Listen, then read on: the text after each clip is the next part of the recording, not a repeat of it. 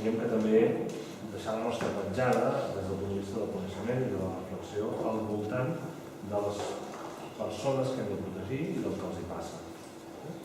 Creiem que hi ha molt poca literatura científica al voltant d'això, hi ha molt poc coneixement, hi ha coneixement científic sobre la salut mental, hi ha tota una bateria de serveis que s'ofereixen, però reflexió al voltant d'això n'hi ha molt poca. Si avui busqueu a qualsevol biblioteca científica un manual de com es fa bé la nostra feina, no ho trobareu perquè no existeix. A qualsevol carrera estudiareu qüestions relacionades amb el que nosaltres fem, però en cap d'elles us donaran pistes exactes de com s'ho ha de fer.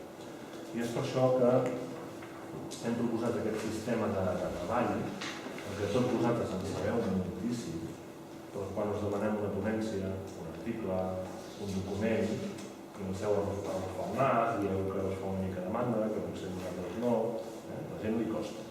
Per això no volem violentar-vos demanant-vos el vostre treball per preparar una jornada, sinó que porteu el coneixement aquí i hem encarregat al Campus Arnau d'Escala i a la Universitat de Girona que ens ajudin a extreure aquests coneixements, posar-li forma i ordre de cara a poder-lo fins i tot publicar, si ens surt bé.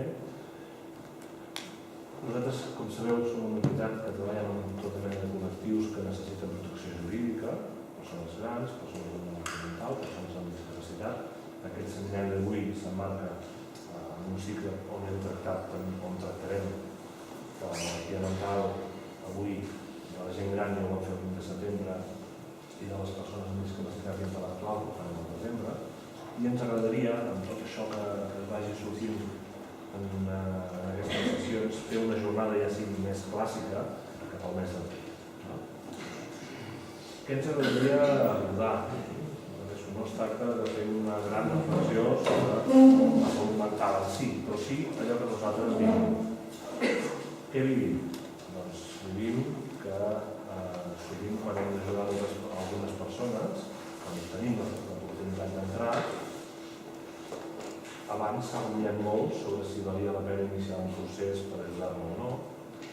A vegades ens toca intervenir en casos a partir d'una resolució jurídica que fa 20 anys que viuen de la mateixa manera. Per tant, si no hi ha hagut cap canvi, com és que no s'ha fet abans? Valorar si la intervenció a través de la modificació de la capacitat d'obrar de les eines jurídiques obsoletes que avui tenim, perquè les tenim obsoletes, és el mecanisme adequat. Si el procés, com vivim tot aquest procés jurídic que acaba amb la materialització d'una eina de protecció, d'un instrument de protecció. Quan assumim funcions de protecció, com intervenim, com entrem en la vida de les persones on ja hi som molts de vosaltres, com es fa aquest mecanisme de coordinació, si ho fem bé, si no ho fem bé, si podem millorar coses. També una altra qüestió que ens agradaria que poguéssim reflexionar és sobre la recerca d'aquest punt just. Quan comencem a treballar, tenim eines jurídiques per ficar-nos a la vida de la gent. Però també sabem que si simplifiquem massa, no el beneficiem. De la mateixa manera que si simplifiquem massa poc, podem-ho fer, podem no canviar la vida de la persona en allò que hauríem de canviar. Reflexionar sobre aquest punt just d'intervenció és una altra de les coses que ens agradaria fer. I fins aquí aquesta introducció, a partir d'ara ja anem analitzant una mica aquest debat en el que tothom pot participar lliurement, sabeu moltes coses, segur, per això esteu aquí, i el que intentarem és facilitar que sortim. Moltes gràcies per haver vingut, per haver acceptat la invitació. Des del Campus Arnau d'Escala, com ha dit en Pep, estem donant un cop de mà, més que res per donar un suport més de caire científic, tècnic, tot allò que surti de tots aquests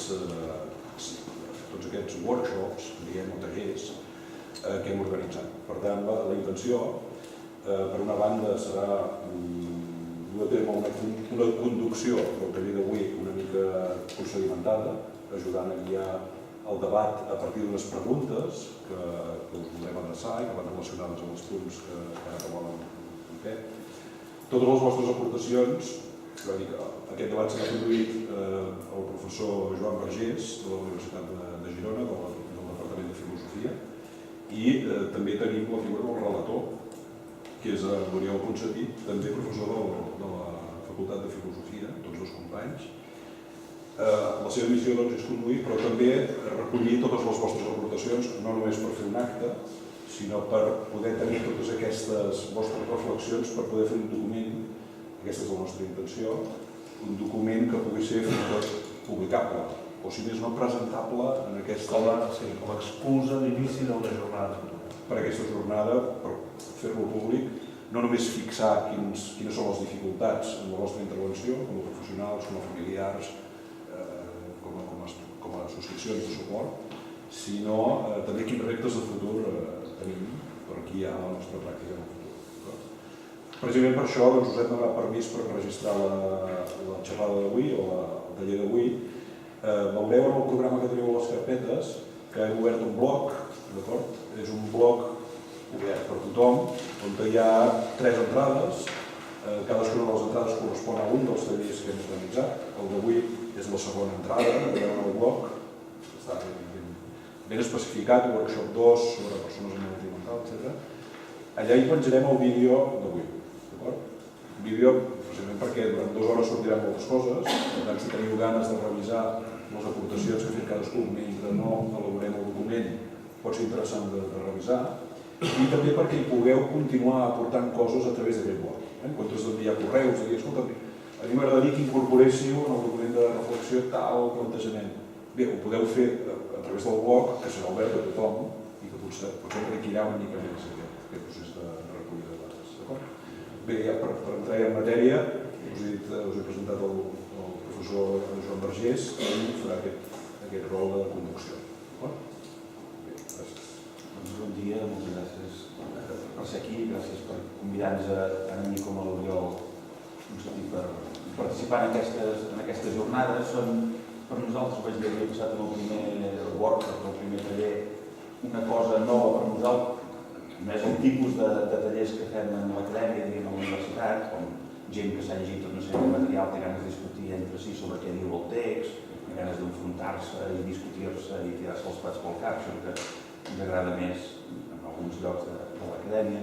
És un altre tipus d'estimat de treball, diríem gairebé de camp, per nosaltres, des de la nostra perspectiva. Segurament que no és tant per nosaltres, però sí que és un treball gairebé de camp per nosaltres perquè ens trobem en matèria primera de la reflexió, que és l'experiència o la reflexió sobre l'experiència. És el que vam veure el dia passat, que la gent feia en aquest taller. La gent venia aquí a reflexionar en veu alta d'una manera espontània, no us hem demanat que prepareu, us hem fet cap pregunta prèvia, no us hem demanat que prepareu res per escrit. Ens ha interessat, que és el format que van, veig que molt d'encert, l'organització que van plantejar. Simplement us hem demanat que vingueu i de manera espontània intervingueu a partir del que un altre va dient. D'aquesta manera es fa una mena de brainstorming, si us agrada l'expressió, o simplement un compartir sense cap mena de restricció reflexions que ja hàgiu fet a partir de l'experiència. En aquest sentit, per nosaltres, ara ho dono més perspectiva, per justificar també el que diré, que és que jo no podria portar gaire res més a la reflexió que ara farem conjunta, tret de reflexions com el que faig ara. Veure, a partir de la reflexió que feu vosaltres, de la vostra experiència, quin tipus d'aspectes més generals, quin tipus de qüestions més generals en realitat esteu treballant contínuament en el vostre treball de camp, en la vostra tasca quotidiana. Em sembla que aquest format és ben interessant, aquest tipus de plantejament de reflexió de camp. És segurament que fins i tot innovador per algunes qüestions. Potser no es fa gaire, jo no ho sé. Jo no estic en el camp de la malaltia mental, no estic en el camp de les discapacitats. Veieu que han cridat algú que és de fora, tot i que tampoc soc tant de fora, jo dedico a qüestions de filosofia moral i política, més de filosofia política que no res més, però ja fa uns anys que col·laboro amb l'Observatori d'Ètica aplicada a la Intervenció Social i hem treballat amb gent de l'Observatori tota una sèrie de qüestions. Per tant, no estem tan allunyats, però sí que des d'aquesta perspectiva d'una tercera persona que observa el que feu, vinc a observar, més que no pas a participar directament en el que vosaltres teniu i que considereu interessant de comentar. Què ens agradaria que abordéssiu? Quines qüestions ens agradaria que abordéssiu? Ja veieu que parlo sobre la persona plural, perquè sou vosaltres els protagonistes d'aquesta trobada i sou vosaltres els que heu de tirar endavant i expressar-vos la mar de lliurement, el màxim de lliurement, sobre les qüestions que us preocupen. Les preguntes que ens interessa que abordem conjuntament, que abordeu conjuntament, són preguntes relacionades, en primer lloc, amb les dificultats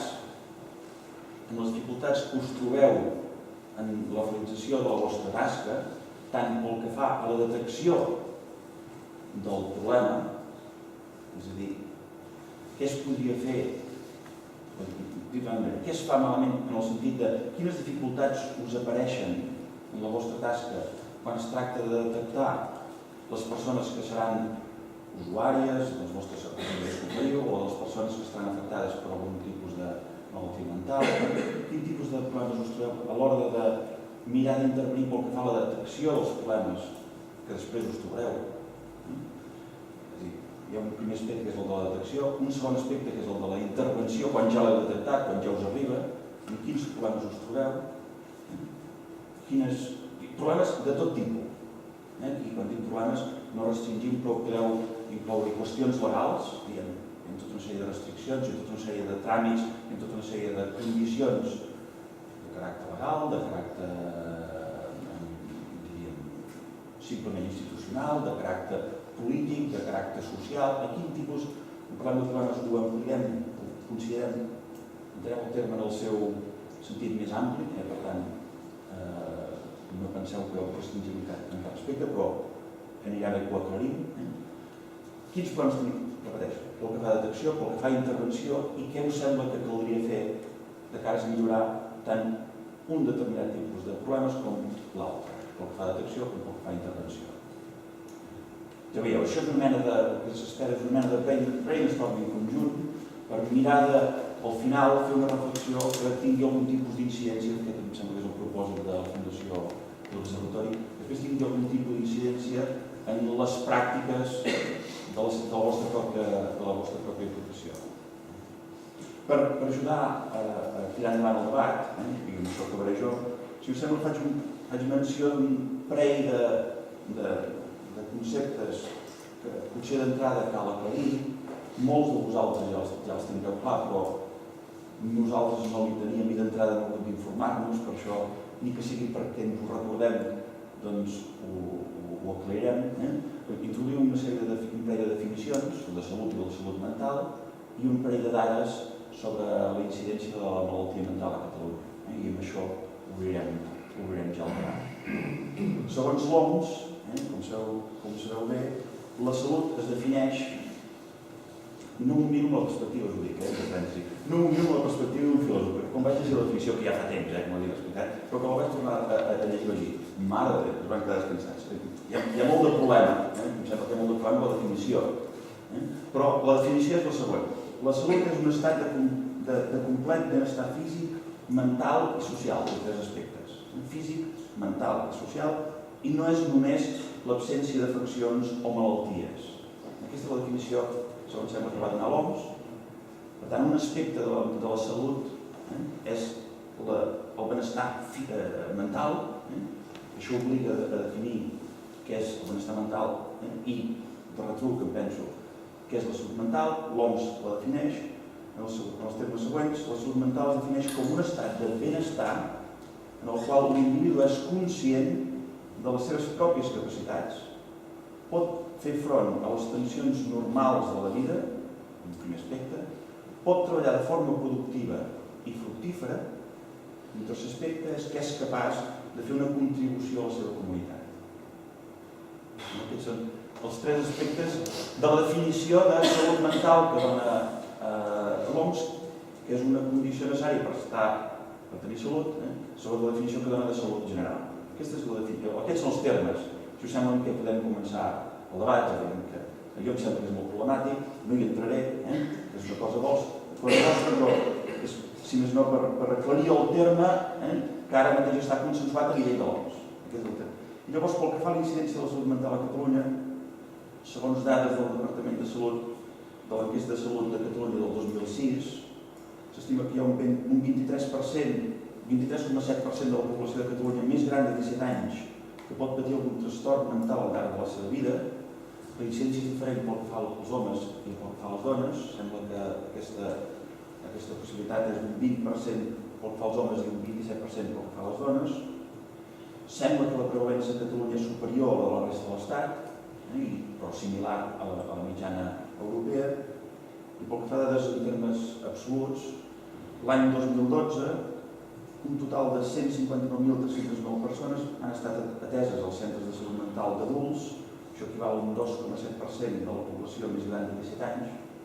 I d'aquests pacients, 49.259 han patit un trastorn mental greu, això equival al 0,83% de la població, i 34.068 pacients tenen diagnòstic de psicòleg, això equival a un 0,58% de la població.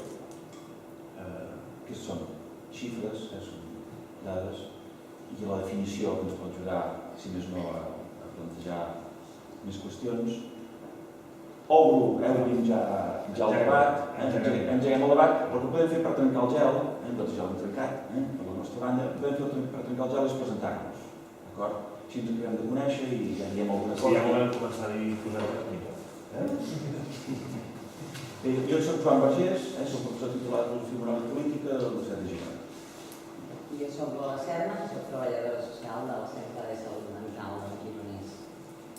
Soc Maria Rosa García, soc treballadora social, coordino els dispositius residencials de l'IAS i soc la directora de la llar residencial, una residència per persones amb trastorn mental. Claudi Camp, soc psiquiatra i soc el director de la xarxa de salut mental i addiccions de les comarques de Girona. Jo soc Albert Noguer, soc el responsable de l'atenció a l'usuari de l'IAS, que és una empresa pública que gestiona de Santa Caterina la xarxa de salut mental i de l'atenció a l'usuari. I no tinc d'entrada un contacte directe amb els pacients en general, amb els usuaris en general. Si de cas, venen de retruc quan hi ha algun problema. Jo soc la Belén Reyes, soc treballadora social del Servei de Rehabilitació, Hospitalització. Belén Reyes, treballadora social del Servei de Rehabilitació. Hospitalització de Llevadías. Jo soc en Jordi Rià i soc referent de tutela de la Fundació Tutelar de les comarques gironines. Jo soc la Gemma Jordi, soc la directora del Servei de Suport a l'Autonomia Pròpia Llar de la Fundació Astres. Jo soy Irene Martín, soy trabajadora social del Centro de Salud Mental de Gremes. Jo soc la Lluïa Martínez, soc la gerent de la Fundació Risa, que treballa per la inserció laboral de les persones amb trastorns mentals severs i tampoc tinc un tracte directe amb els treballadors de l'entitat, però soc receptora de totes les dificultats laborals que ens trobem en l'àmbit laboral. Jo soc Rosa Salats, la directora del Centre d'Acolliment de la Sopa, que es dedica a atendre les persones en situació de sense llar. I sí que tinc una atenció molt directa amb tot això i amb els programes de la Fundació. Soc Maria Romalí, soc la presidenta de l'Associació Família i Salut Mental de Girona i Comarques.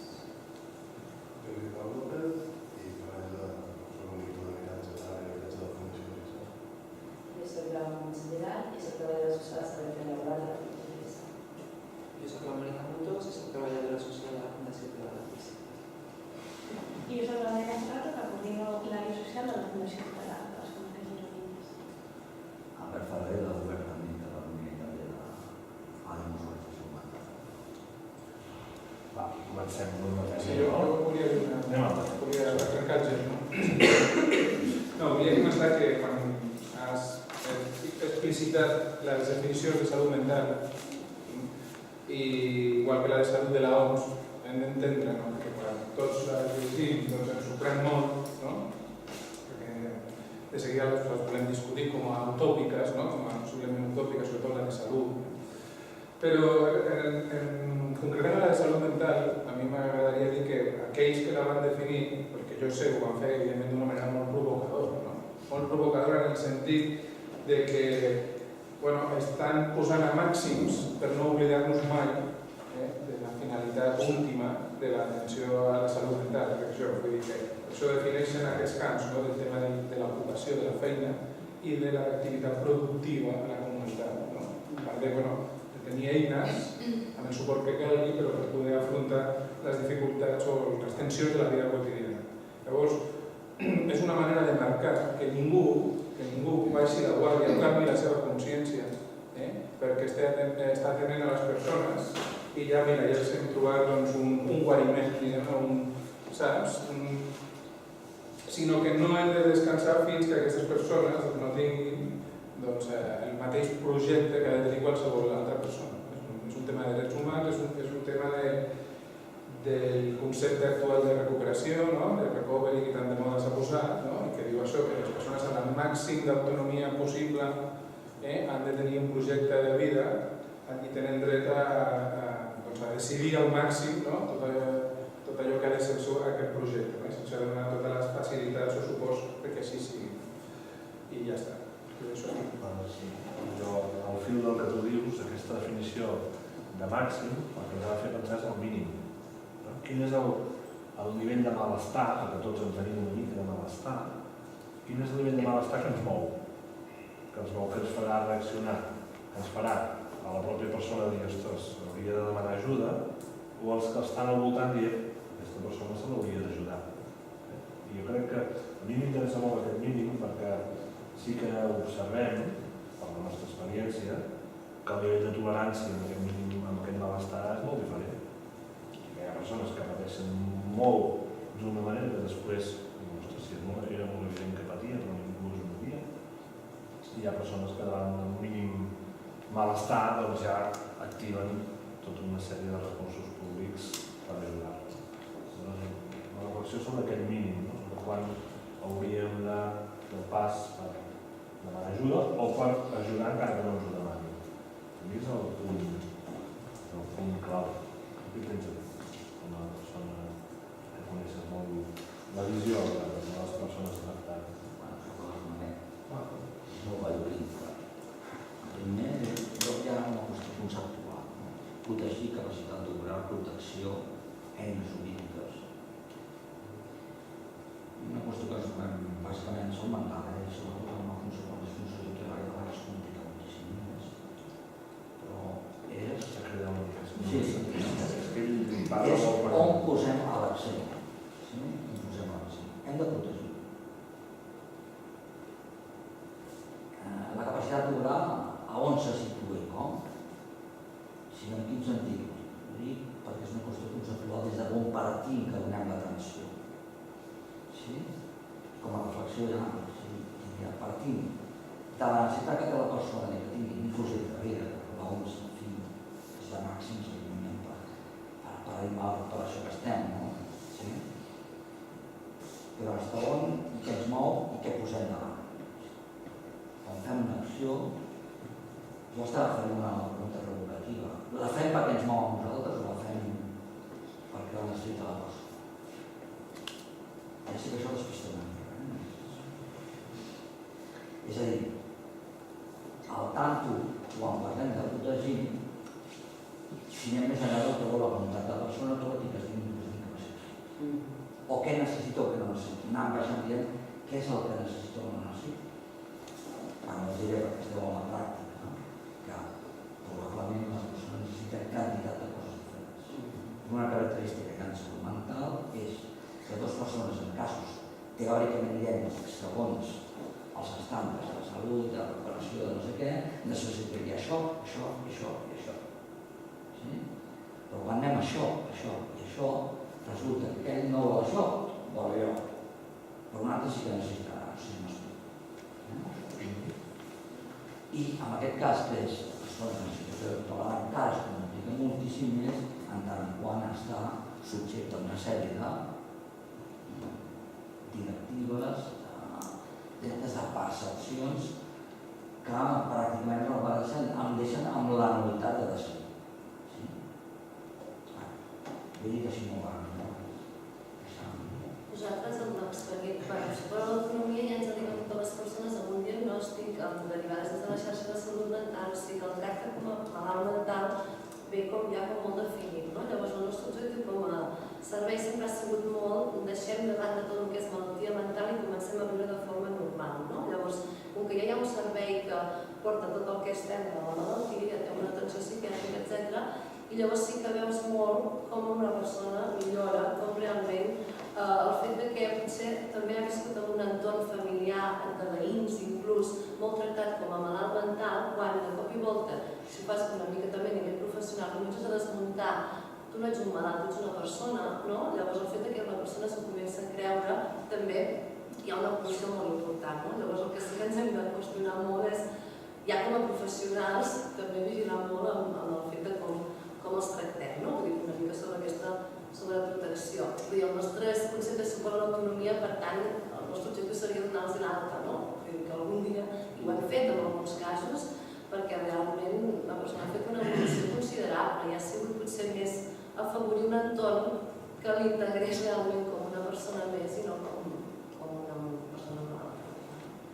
Jo penso que... No, jo només volia dir la votació. Si agafem la percepció de la companya que la comparteixo, que escrita, segurament, aleshores no tindríem que parlar de malalts mentals. Sinó de persones que tenen més problemàtiques. Però al final ens hem d'entendre.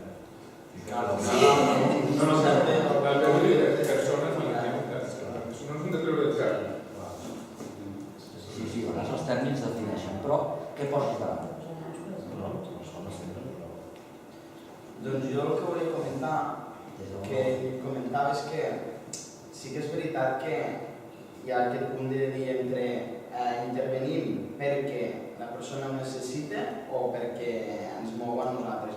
Jo penso que ja per definició, quan fas aquesta feina és perquè ja et mou tot això, no? Llavors, potser el que és més difícil és establir la necessitat i la voluntat de la persona, no? Dir, què necessita o què pensem que nosaltres necessitem i què pensem o si respectem el que vol la persona, no? Vull dir, de moure'ns, jo penso que molts dels que estem aquí ens mou i la dificultat potser està en això, no? En dir, jo penso, o el conjunt de professionals que intervenim, pensem que pot ser bo això, però potser tu no ho vols, això. Llavors, trobar aquest punt d'equilibri en la intervenció és potser la clau. Jo per l'experiència que tenim, que n'hem tingut bastantes i que cada vegada més en la SOCA, és un col·lectiu amb molta problemàtica, llavors sempre ens plantegem això, no? A qui hem de protegir, si vol ser protegit o no. Hi ha molta dificultat, a vegades hi ha més cureteles que no han anat gens bé, o al revés, no? La persona sap com desresponsabilitzar tots els seus actes, no? Diuen, jo no estic bé, hi ha una curetela, etc. N'hem vist que no han anat bé i n'hem vist que quan hi ha una consciència sí que és positiu, però costa molt, és a dir, quan hem d'actuar i quan no hem d'actuar. Doncs els professionals, nosaltres una mica en què ens basem? Allà és un centre d'acollida, viuen allà, per tant sí que veus que la persona no és capaç de gestionar els diners, quan veus que no és capaç d'anar al metge, etc, quan se'n va a tornar a recaure, sí que creiem que ha d'haver una intervenció darrere, no? Però costa molt treballar des del punt del professional el que veiem que la persona accepti i que accepti aquesta curatela, etc. No? És a dir, hi ha unes dificultats tremendes, perquè el que veiem nosaltres no és el que vol la persona. I acceptar una protecció, que et controlin els diners i que facis tota una sèrie de seguiment, és dificilíssim, no? Llavors, com tractem una mica aquestes dificultats? Doncs a vegades és així de dir, doncs que se la torni a fondre, no podem més, per tant, que torni a recaure, que ho vegi, que no tinguem eines per dir-li, veus, has volgut això, te n'has anat, has fet això i tal, però és allò de dir, caic i m'aixeco, i tu vas acumulant informació, no? per demostrar-li, de dir, això ja ho hem provat, perquè no intentem una altra cosa, no? Però realment és molt difícil. Jo tinc molts dubtes si hem de protegir, si no hem de protegir, i quan la persona no vol ser protegida, no sé fins a quin punt, a vegades ens emparrem els professionals a tirar endavant un procés que està cantat, que és un fracàs, vaja. Llenço, he tingut moltes dificultats, és dificilíssim. Jo crec que el que tu estàs dient i les activitats sobre la Fundació és que a vegades arriben casos que ens fem la pregunta, com és que no s'ha protegit abans? Perquè és que porta 10-15 anys vivint de la mateixa manera i no hi ha hagut cap canvi. I ningú ha actuat, tothom s'ha contemplat, és a dir, com s'està ensorrant, i d'altres vegades dir, com protegim aquesta persona si tampoc no li hem donat cap oportunitat d'equivocar-se. Llavors, ara anem d'un extrem a l'altre i trobar el punt és complicat, és molt complicat, però també aquests extrems són diferents de persones. I a la intervenció és dificultós. I una de les coses que m'han de pensar tot això és que si veiéssim la persona com un tot i les necessitats de la persona sense compartimentar-les en necessita això, això i això avui, però clar, això depèn del procés judicial. Això depèn del dispositiu de la xarxa de salut mental que es finança d'una manera i s'activa d'una certa manera. Això depèn d'un servei social municipal que s'activa a partir d'aquí. Això d'una prestació. Clar, la persona necessita moltes coses, però l'accés a totes aquestes coses que necessita està tan desorganitzat, tan lluny de la vida que és impossible de coordinar. En alguns casos, la nostra feina, l'únic que hem fet quan hem començat a treballar és posar en ordre tots aquests suports i quan tots aquests suports han arribat, què fem aquí? Resulta que si això hagués funcionat bé, ja no feia falta. Doncs una de les coses que aquest raonament que tu feies, segurament davant de la detecció d'un cas que necessita un cop de mà, d'ajuda, que heu de canalitzar-ho cap a la xarxa, que també una mica de suport social per tenir habitatge o una prestació. Si tot això estés més organitzat, que no depengués de processos tan diferents, no ens ho plantejaríem tant. Doncs mira, en aquest moment necessita això, i això és el metge, prendre la medicació, de moment el grau jurídic administrar-se els calés perquè no se'ls pategi, i potser d'aquí 3 mesos el metge pregunta donar una visita cada mes o cada 6 i nosaltres ja no fem falta. Però com que depenem de processos tan diferents, per mi aquest és un dels motius de rumiar tant en alguns casos. Ostres, tu, no ho fem perquè total el que hem de moure aquí és una muntanya de vegades. No sé si ho veieu així vosaltres també. Sí. Estem molt... No, és que sí, i que tots els recursos són molt rígids, no els pots utilitzar de manera flexible, adaptant, complementant. El tema mateix de plantejar-se, igual en alguns casos només faria falta un procediment de modificació durant una temporada fins ordenar tot i després treure-ho, però això és gairebé impossible, llavors ens ho hem de rumiar molt bé.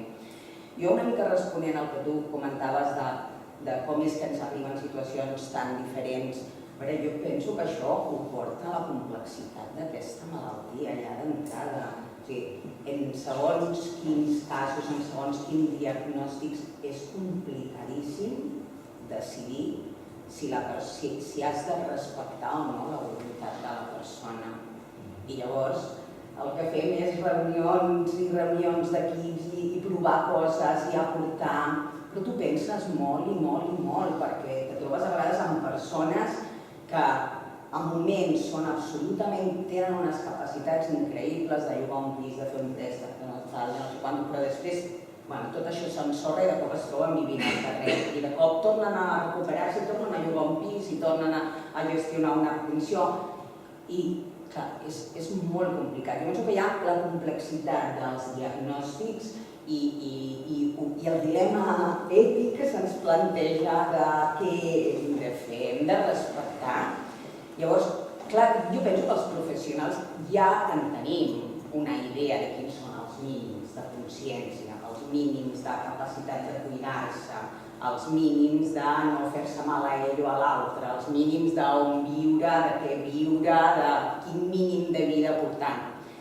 Però, a part de la complexitat, és el que deia l'Albert, cada persona és cada persona. Llavors, això ens ho trobarem tota la vida, jo penso. Jo penso que cada cas és cada cas i que és complicadíssim perquè des de la Fundació Benestar vau fer aquella cosa que utilitzem una mica a les reunions per veure si s'hauria de fer un procés o no i és molt obert. No et serveix, en la majoria de casos no ens resol. Ens ho llegim, ens intentem posar d'acord, però és massa obert, no? I és molt difícil. Però apareix això. Després el que te trobes és la rigidesa de tots els recursos i de tot el sistema que s'ha d'articular i el pensar això, que aquesta situació serà sempre gairebé, perquè serà molt complicat fer marxa enrere. I llavors jo penso que és una decisió com per rumiar-la i que a vegades es triga uns quants anys, no? Aquesta fragmentació, jo que miro de fora, que hi ha fragmentació, que no hi ha prou coordinació, o que sembla que hi ha...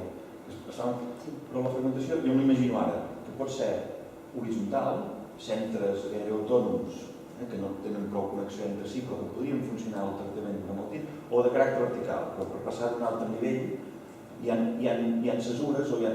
Em pregunto, quina percepció teniu? Que és una fragmentació de caràcter horitzontal o més vertical?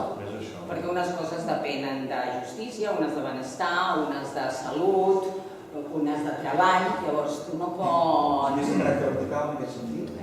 No és que un malalt cau en un lloc... Jo penso que és més ubicar-ho amb horitzontalitat o verticalitat, des del meu punt de vista és complicat. Jo penso que, clar, per exemple, el procediment d'incapacitació, això és via judicial, no? Ja tenim un ens cap aquí. Després el tema de salut mental va per salut, el tema de les prestacions va per un altre costat.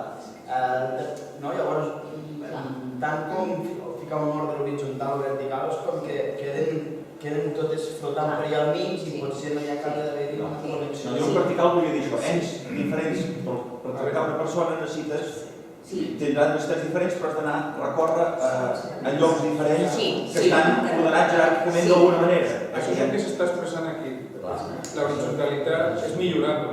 De tota manera, aquest és un territori principi, tenim una percepció més o menys general de que aquí no hi ha tants problemes, tenim força coordinats, és millorable, com sempre direm. Hi ha gaps, però precisament no és un punt feble si ho compares amb altres territoris. Aquestes dificultats que plantegeu no les anem a posar certes. Jo us plantejo una qüestió. És a dir, malgrat això, què podeu fer? Perquè això es pot convertir en una llosa pel propi treball professional i per la repercussió de la persona. Sí? I això no és fer. És a dir, que fa molts anys que ja plantegem una cosa, crec que es repeteix. Aquestes coses les trobareu, seran millorables, no ho sé, ara hi ha un procés que ja veurem. Però ja sabeu que tenim que treballar això. Això és la pregunta que perquè aquesta no és ara, aquest plantejament que comparteixo, no és ara, sinó que fa 5 anys, 10 anys i fins a 14 anys que estic jo voltants d'això que l'escolto. Aquest setmana el plantejament és pràcticament el mateix, tot i que s'hagi escalat de manera diferent, que ja és més o menys, i ara la situació és econòmica. Però la pregunta clau, malgrat això, són les dificultats que us trobareu i que és l'àmbit professional que us toca demanar això. No hi ha més. Sí? Tot el respecte a les dificultats. Llavors la pregunta per anar més enllà és a partir d'aquí, reconeixent aquestes dificultats, que en aquests casos són insalables, què podem fer per anar més enllà?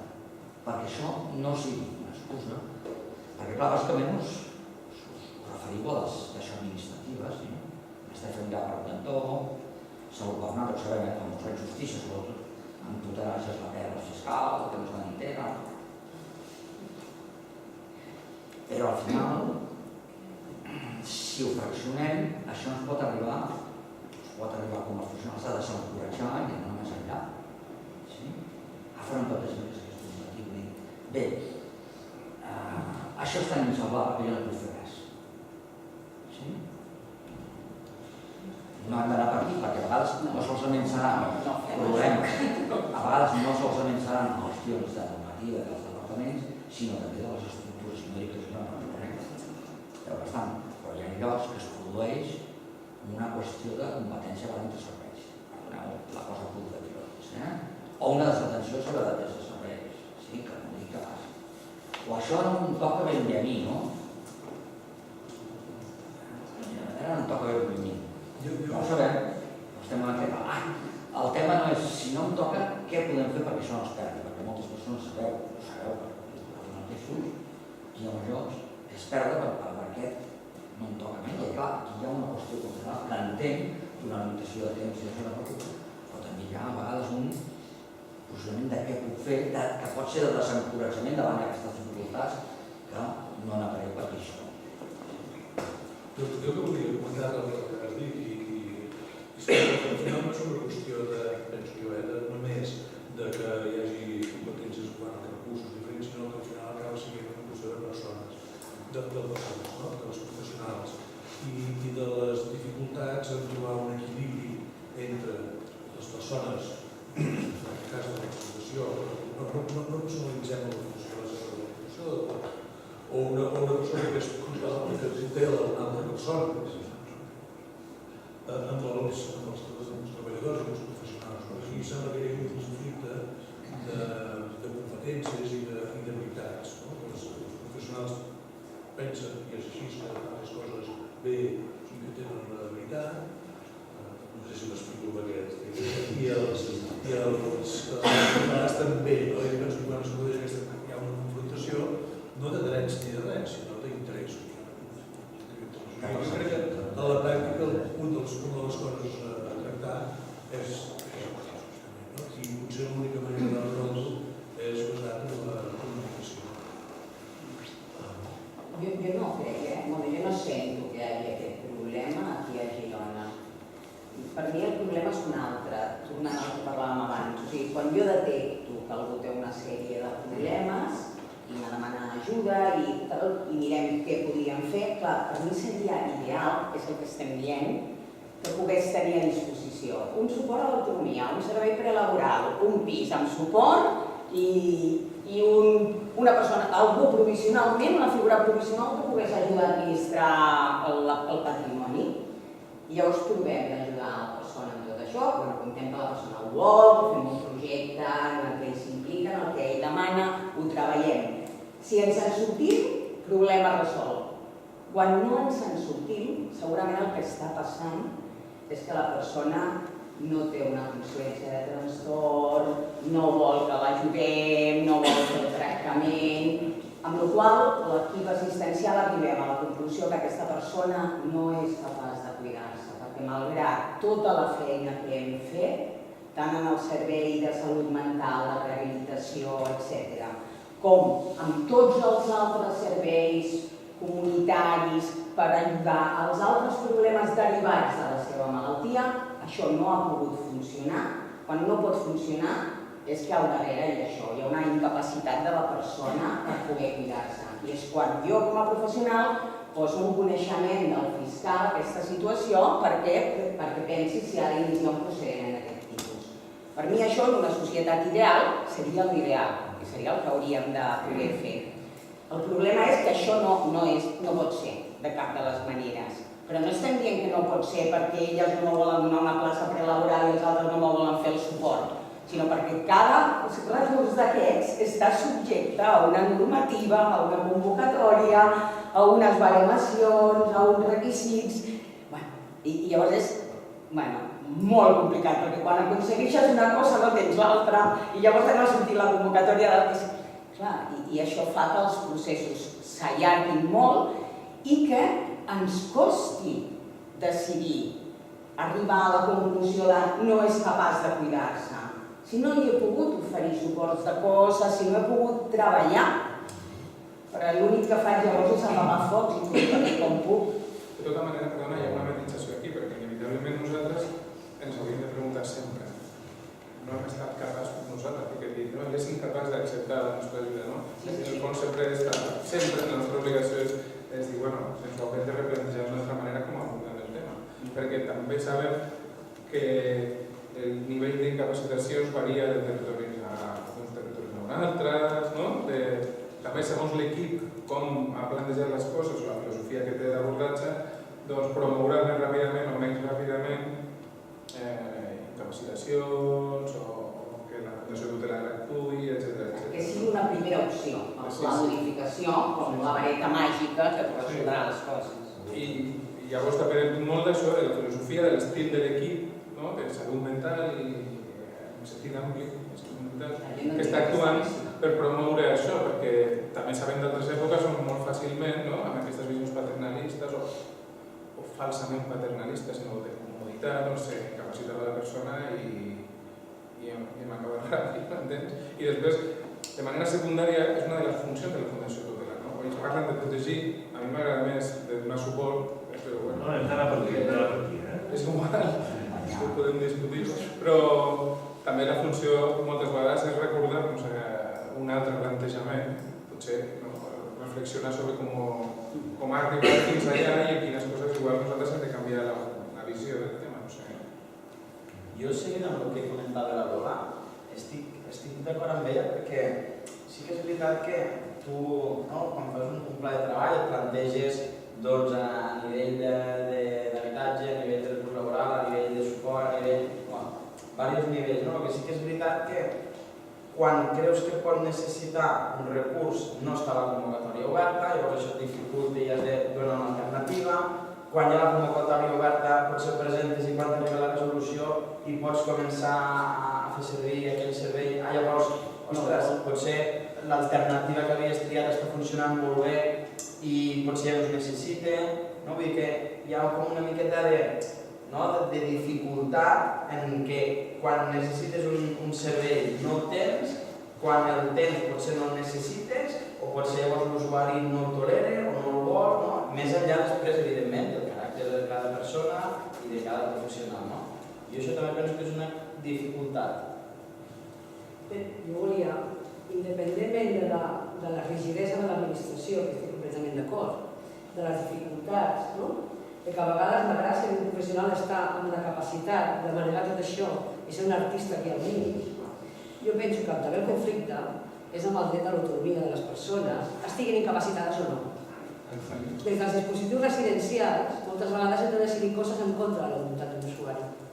En contra de la voluntat d'un usuari.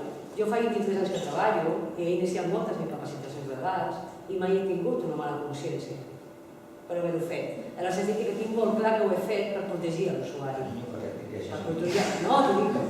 En el sentit que tu ho fas per protegir. Una altra cosa és com després s'utilitza aquest instrument legal. Per exemple, jo t'ho puc dir que tinc el pare d'un usuari de la residència que va venir i em va dir és que el meu fill té prohibit tenir relacions sexuals. I jo me'n recordo que li vaig dir és que això qui ho ha de decidir? Diu, és que sóc el tutor. Bé, li vaig dir, és que hauríem de parlar fins a quin punt vostè pot intervenir. A veure, les persones incapacitades hi ha coses que poden decidir i coses que no. Legalment està clar que sí, que no, però a vegades en el dia a dia jo penso que la bona praxis està en què ells tinguin el màxim d'autonomia malgrat que hi hagi una incapacitació legal al darrere. I per això sempre ens va molt bé tenir la formació tutelar, perquè som professionals i podem parlar de tu a tu.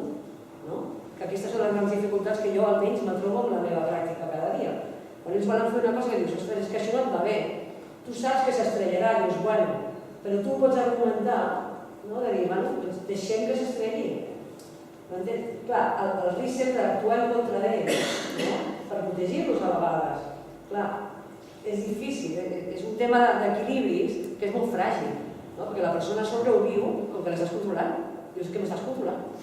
Dius, bueno, la nostra funció d'ajuda lligada a la de control, a vegades amb algun grup d'usuaris que són supercomplexes, que moltes...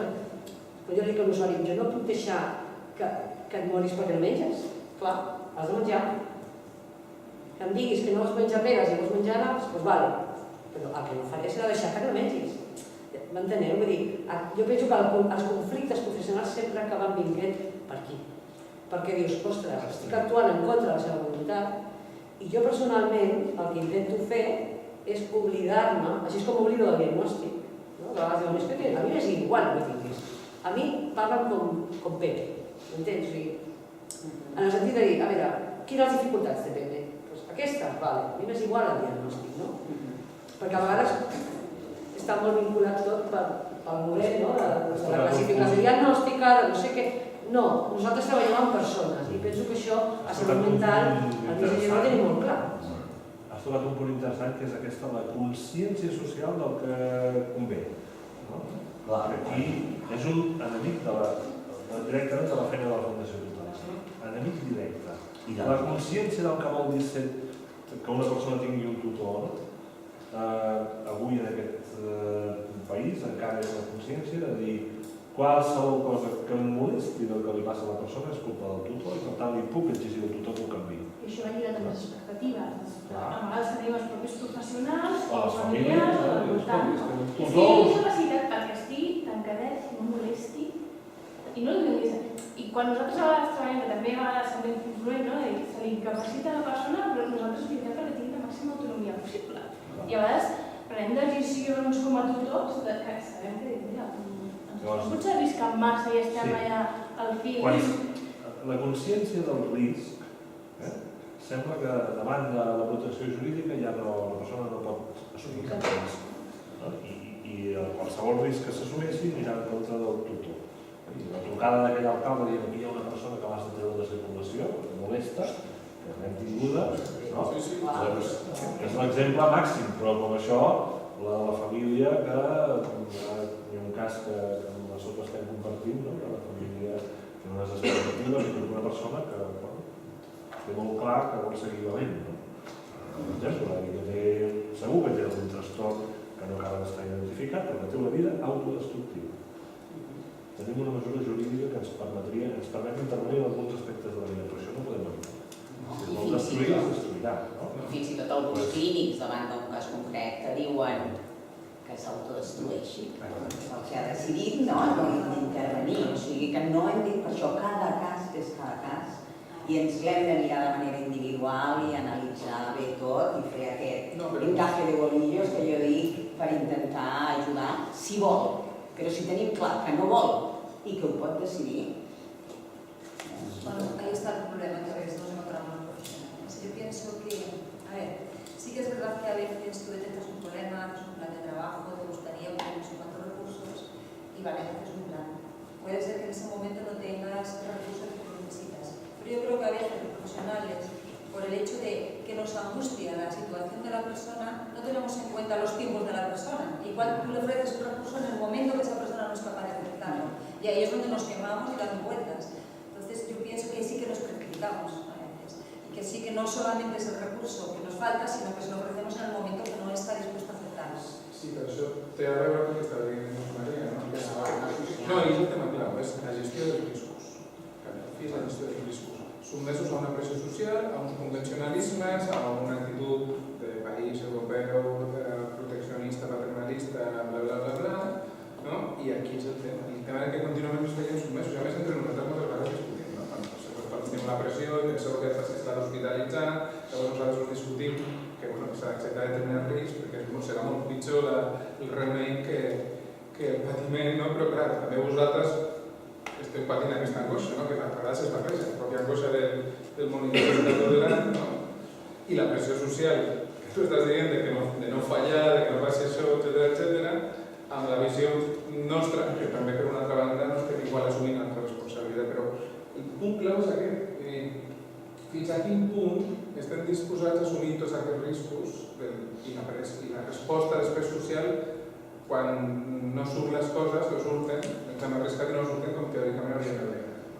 Però jo soc dels que penso que allò que ja deien alguns psiquiatres revolucionaris de la llibertat és teràpia, continuo de manera molt resumida que estem parlant de lluitar per l'autonomia i de lluitar perquè són éssers humans que tenen la seva capacitat de decisió i que si hem de mirar sempre a una gestió allà que miri, i això comporta passar per riscos. Si no, estem deshabilitant els individus, els estem deshabilitant. I llavors no estem complint la nostra missió, més enllà de les pressions que rebem, que a vegades són molt dures. Igual un pacient a una urgència no s'ha ingressat, se suïcida, ja tenim la denúncia, ja tenim no sé què, per molt que hem justificat. A veure, i la decisió de la persona? Perquè una persona que se suïcida és un malalt mental, necessàriament, és una persona que s'autodestrueix, és un malalt mental, una persona que està bé, no? De la mateixa manera, quan veus algú que dius, ostres, com és que no em vau ajudar abans?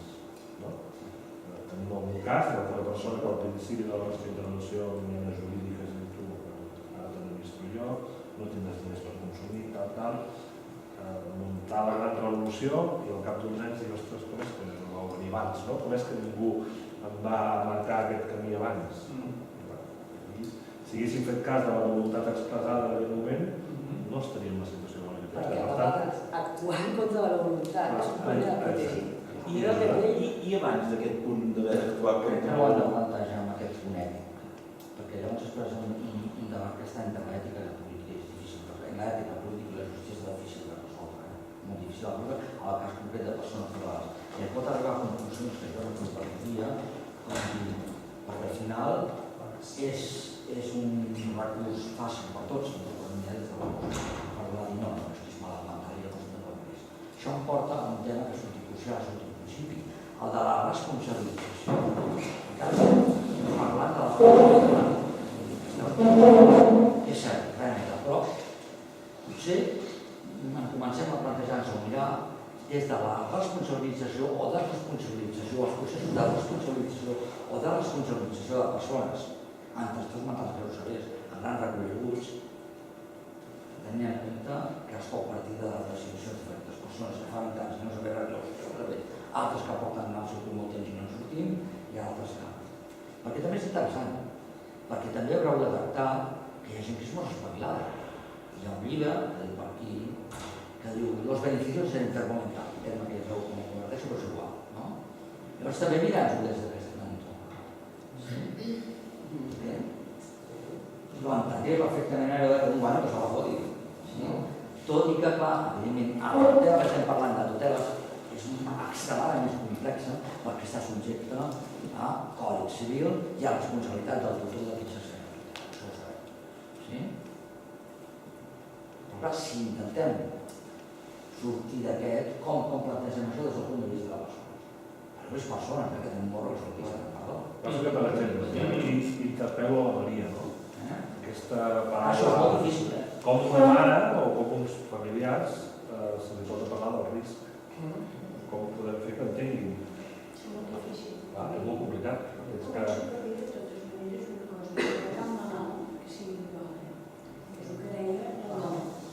No podem posar-nos tots en un sac i dir-los, tot és igual. No, cada malalt són diferents, uns estan més, no sé, explicar-me seran els professionals que ho poden explicar, però jo sé que no hi ha cap malalt que sigui igual.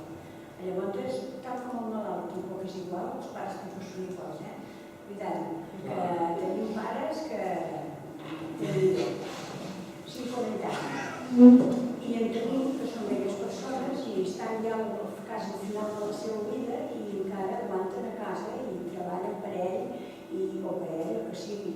Vull dir que això és una de les coses que tant passa amb el malalt, amb l'usuari, jo sempre dic l'usuari, tant passa amb els usuaris com passa amb les famílies. Conflictives, tant que vulguis. És bo que els solucionis en seguida les coses. Els que són més, hi ha els clàssics que aguanten, però els altres és vinc aquí, truco i això i allò i no solucionarà això que solucionaràs allò. Això estem fent de retenció, però molt, perquè és queixar-se contínuament. Els clàssics que es queixen, que si això, que si allò, que si les visites, que si no sé què, que si no sé quants. Llavors tu has de fer d'embur de contenció mentre pots. Però al final també sobrepassen el muro i se'n van a canals. Per això dic als pares, és quasi com els usuaris. Noteu que no tots siguin iguals. Per això jo veig la figura de la tutela, de l'acompanyament, com un acompanyament on tu has d'estar al costat respectant de manera escrupulosa l'autonomia de l'usuari sempre i quan no suposi un risc per ell o per tercers. I aquí seria on hi ha el topall de dir no, per aquí no passem. Jo ho veig així, o sigui, a veure, jo soc la teva tutora, sé que no t'administres els diners, però tu dius, no, jo vull els diners cada mes. Assumim el risc, aquest mes te'ls dono. I potser a partir del 10 jo sé que no et faltarà el menjar, doncs t'espaviles. I arribarà un moment que li diràs, no, això ho fem, ens coneixem, ho fem, i l'usuari diu, no, mira, millor que ens administri per setmanes. Però clar, l'has de deixar que ho vegi. Al moment que tu entres des del paternalisme i dius, no, jo com a professional considero, això ho tinc claríssim, però és igual, ho has de veure tu, a mi que ho vegi, jo m'importa mantener. Llavors, jo penso que és una figura d'acompanyament. I un dels problemes greus que ens trobem a vegades són aquests usuaris invisibles, que estan completament abandonats, que no tenen una família al costat, que no tenen cap professional que ha dit, ei, i que arriben potser quan ja han perdut moltes coses que haguessin pogut protegir. Perquè a vegades ens mobilitzem molt per la demanda. I aquesta societat, on ens mobilitza molt l'alarma social, també ens mobilitza molt aquells usuaris que reivindiquen contínuament i que a vegades també tenen quals professionals de dir que no. Jo soc de la visió d'en Claudi, clar, de dir no. Jo també tinc uns límits, a mi no em pots demanar. Però jo penso que és l'equilibri de l'acompanyament sobre l'autonomia de l'usuari, estigui incapacitat o no.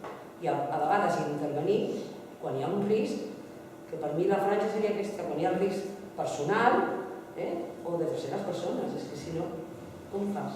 on identifiquem aquest risc, on identifiquem si posa aquesta línia, que no sigui una cosa fruit d'una pressió social i d'un... Però és que en cada persona la posarà des d'aquest lloc, la línia.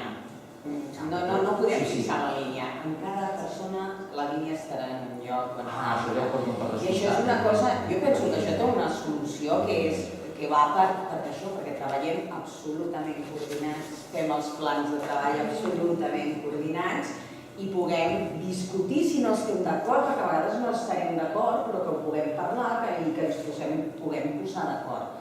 I és veritat que això, la voluntat hi és, però la pressió de tothom ho dificulta molt. I hauríem de ser capaços de fer-ho en la majoria de casos que puguem i sobretot en els casos més complicats. Aquí on te referies a coordinació és que és necessària. No, és imprescindible. I nosaltres, normalment com a figura tutelar, acabem sent els coordinadors necessaris d'aquella persona en tots els circuits, que a vegades és complicadíssim. Perquè un pensa una cosa, un altre una altra, però per poder acompanyar aquesta persona a assumir aquests riscos que parlar és necessària la coordinació entre els serveis i compartir-ho. No és allò de dir, és que aquest usuari ja no em toca a mi, o ja ens ha cremat com a professionals, o aquest sector ja no pertany, i acaben sent aquests usuaris invisibles que estan fora del circuit, quan jo ja l'he incapacitat, l'he protegit, però a mi ja no em toca. I és també... Home, en aquesta línia tot l'any passat hem estat fent un seguiment de coordinació que està pendent d'uns retoques, recordo, i que aquest any estem fent una sèrie de registre d'incidències per poder seure'ns i revisar. Perquè també és veritat que anem dient, però també hi ha casos, quan ens seiem amb el registre veurem si és un cas de 100, potser la incidència és molt petita i no generalitzem, tot i que és un cas i l'haurem d'atendre i veure què ha passat, no? Però que també tinguem una mica de consciència i una mica d'objectivitat per poder seure'ns a parlar. Però el tema aquest, com a mínim des de la xarxa de salut mental, ho vam proposar perquè per nosaltres era fonamental, perquè hi ha la vivència de que a vegades hi ha professionals que traspassen el cas, però també hi ha la vivència de que has estat treballant moltes coses i desapareixes i ja no se't té en compte l'opinió. Hi ha les dues vivències. Llavors, jo crec, vosaltres també heu crescut moltíssim, nosaltres, la nostra pressió ja crec que és eterna, però vosaltres, per exemple, els que us coneixem fa temps, heu fet una crescuda espectacular. Jo vaig tenir la vivència de deixar la Fundació de Barcelona, que els teníem lluny, que era complicadíssim, a que aparegués una fundació nova, jove, propera, que felicitaven els aniversaris, i l'altre dia un referent em va dir no, és que la fundació no està per felicitar l'aniversari del pacient. I jo li vaig dir, home, depèn, perquè si és un pacient que està en un recurs residencial i que quasi no li has de fer res, i és un pacient que és molt important, perquè té una part que és una mica tontet, doncs potser per aquest és superimportant, és el que esteu aportant. Llavors, parlem de cada cas, no? Jo crec que la pressió nostra, més el sobrecreixement vostre, que contínuament us esteu reorganitzant i tal, això està dificultant la coordinació. I jo penso que és un tema que hem de reivindicar i que ens hem de ficar tots, que és importantíssim, que no ens posem culpes ni res, que tots tenim responsabilitat i que ens hem de posar a millorar, com sigui. Des del meu punt de vista, fa temps que ho tinc dient, i a mi és material i no sé si va de la possessió que treballa per moltes persones que sí, que aquella que no estan pagades, alçades, no? El tema del futur, hòstia, no sé com veure els professionals, que hi ha, és que el concepte guanyador en el futur de aquesta societat segle XXI no és la coordinació, sinó el treballar amb xarxats. La superació de les estructures del treball, té una manera de superar. I això portarà un moviment de revolució de l'estructura. Ja no és ser modest, potser no era per aquí. Però després hi ha una altra qüestió que plantejaríem personalment, perquè al final són persones, treballem amb persones, i això és una molt potent. No és la implicació del que treballa en una màquina sistemàtica, una cadena que es pot estar, que es treballa una part de descans, de tal, de conciliació d'això, i el aquest àmbit, jo sí que reconec, he vist fins i tot que hi ha una pressió emocional i els paràmetres són uns altres.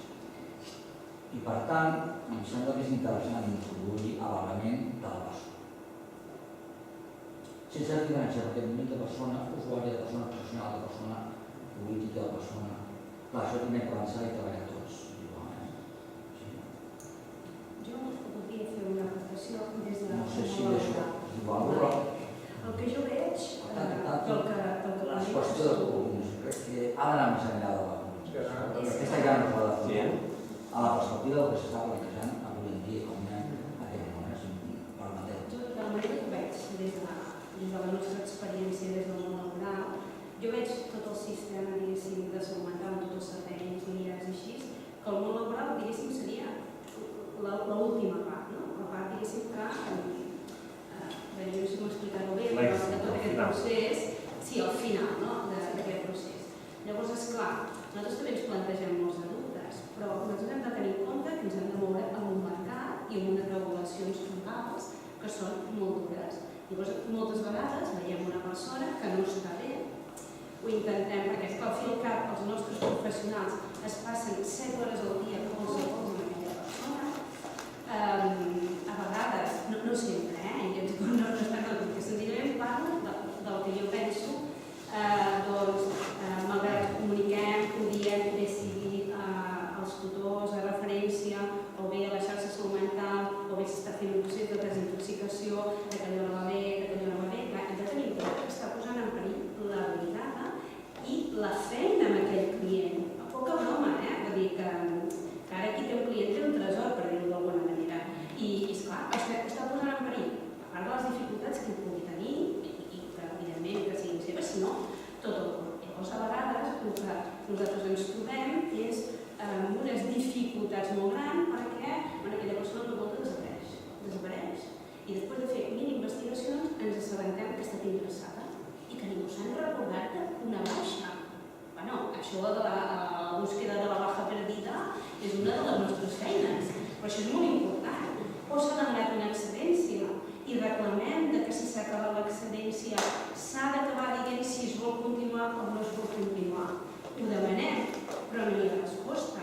I clar, estem davant unes legislacions que no permeten, jo no conec bé el tema de la legislació civil a nivell de capacitat d'operar, però el que us puc dir és que la legislació laboral és molt estricta. És el que hi ha. Punto pelota. Clar, a vegades ens hem trobat en situacions en què hem hagut finalment d'acordar l'acomiadament de la persona per uns incompliments bàsics. Hòstia, de veritat que sap greu, perquè això costa molt. Això costa molt. I l'incompliment no ve donat per la pròpia persona, sinó perquè tenim una persona en llista d'espera per una hèrnia discal 3 anys i l'INS considera que s'ha de posar a treballar, perquè s'ha de posar a treballar, mentre aquesta persona, a part de tota la seva medicació psiquiàtrica, està prenent morfina per dur. Però no trobem enlloc la porta que digui, escolta, pensem, mirem, parlem, és clar, és que hi ha incompliments, els serveis a vegades més socials fan molt difícil que la persona es mantingui amb allò de feina, perquè no s'ha presentat la baixa, no s'ha avisat que hi ha un ingrés, a vegades nosaltres diem no veiem bé, de veritat, que no està bé, però fins que no acaba de petar, no trobem la sortida. Jo us ho explico des del nostre punt de vista i sabíeu que tenim poc marge de maniobra. Tenim molt poc marge de maniobra i aquí ens agradaria. I això ara queda gravat i espero que si ho penseu no us vegi gaire. Podrà ser utilitzat en contra teva. Utilitzat en contra teva. Sí, jo vull fer una puntualització sobre el cas de les baixes que hem vist tota aquesta hospitalització. Nosaltres sempre que detectem una persona que està mica clar, si l'usuari no ens ho diu, i no d'allò, però sempre és una cosa comunitària. Però jo no ho deia com una crítica, és igual. No, però jo volia puntualitzar que no Jo el que diria és que entengueu que la persona sol treballar, en la majoria dels casos, amb un altre grup de persones i que a vegades o no poder incidir directament amb ell perquè els recursos no acaben d'anar prou bé o perquè no ho sabem fer coses prou bé,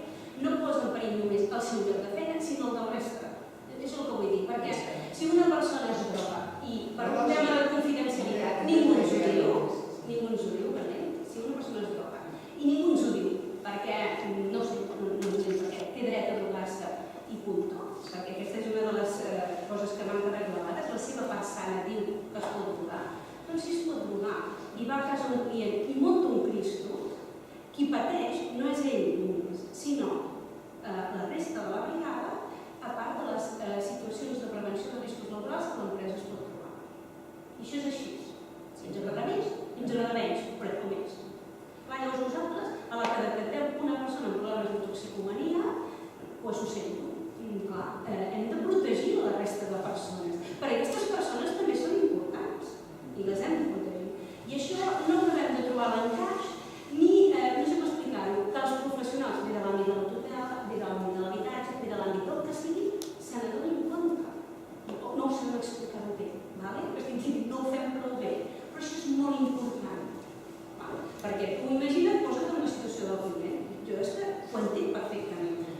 Coño, vienen unos señores muy espabilados a pintarte la casa y te montan un poc. Perdoneu, sí, clar. Posem-se en situació d'aquest client que no té res a veure, ni té per què entendre, perquè nosaltres intentem dignificar aquestes persones dient que el seu treball és bo. No ens contracten perquè siguin persones amb malaltia mental. Ens contracten perquè ho pintem bé, aquest és el nostre objectiu.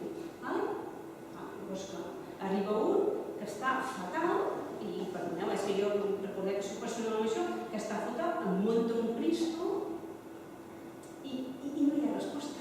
No hi ha resposta. I llavors resulta que, hosti, no, ja ho sabíem, que no vàrem dir-ho, perquè, esclar, és confidencial i la seva persona diu que es pot drogar i... Perdoneu, això és un pic. Jo crec que això, que hi ha dues coses. Jo crec que això té a veure amb la nostra experiència. Primera, no tothom. Jo penso que cuidar l'usuari té a veure amb cuidar també tot el que vol d'aquest usuari. Estic totalment d'acord. Tu no pots treballar en xarxa ni molt menys si penses que la meva feina és més important que la teva. Aquí vaig. Un bon treball en xarxa s'ha de centrar en les necessitats de l'usuari i punt. I ens oblidem del nostre narcisisme, però ho sento, en el nostre àmbit abunda el narcisisme. I si no, el problema està aquí. Això també ens passa amb la residència. Vas al psiquiatre i diuen, digue-li als de la residència, com que ens fa que som allò del tercer mundo, que et facin això. I jo dic, bueno, això, evidentment, tu, l'obligació meva és trucar aquest psiquiatre, aquest psicòleg, qui sigui, i dir, escolta, no tens idea de la funció de la residència, tal, si vols un dia ens veiem, t'ho explico i tal. Mira, coses d'aquestes passen. Jo penso que precisament els que estem aquí som els que intentem curar això, i també ha de veure amb la teva frustració personal. Hosti, és que aquests de brissa, no? Hosti, tu ara que estic jo, és més sola. Perquè anem tots molt estressats, i també tenim una bona salut mental, com a professionals jo penso que estem passant moments molt difícils, i la nostra salut mental està trist, i llavors això comporta que a vegades la teva frustració la boques a l'altre i dius, ostres, una cosa que pensaves que sortiria bé, surt malament, jo penso que cuidar els espais dels altres també és la nostra obligació. M'entens? I jo crec que una de les coses que a nosaltres ens afecta moltíssim, i jo parlo de la nostra experiència, és aquest sentiment de la confidencialitat. Agafat de manera molt estricta en molts casos. Tu ets un professional que estàs tractant en un àmbit determinat d'aquesta persona, que sigui l'habitatge, el procés de desintoxicació, i jo soc un professional que intento que es mantingui, que mantingui el seu lloc de feina. Per tant, ostres, per què és tan difícil a vegades traspassar la informació? I ja us ho dic, jo no soc la que estic al dia a dia. Aquí aquests tres estan molt tallats. Deuen tenir vergonya d'explicar les dificultats que tenen. Però per què és tan difícil? Coi, avisa. O, per exemple, un altre cas. Hi ha un canvi de medicació amb un pacient. Aquesta nova medicació té uns efectes secundaris i no permeten, o s'ha de ser potent perquè no li permet fer unes feines alçada. I aquest senyor és pintor i puja la vestida. Per què ningú us avisa que acaba un canvi de medicació amb un efecte secundari perquè aquest senyor és pintor? Perquè el dia que caigui i es faci mal, mira tota la presó. La teoria seria que ell t'ho hauria de dir.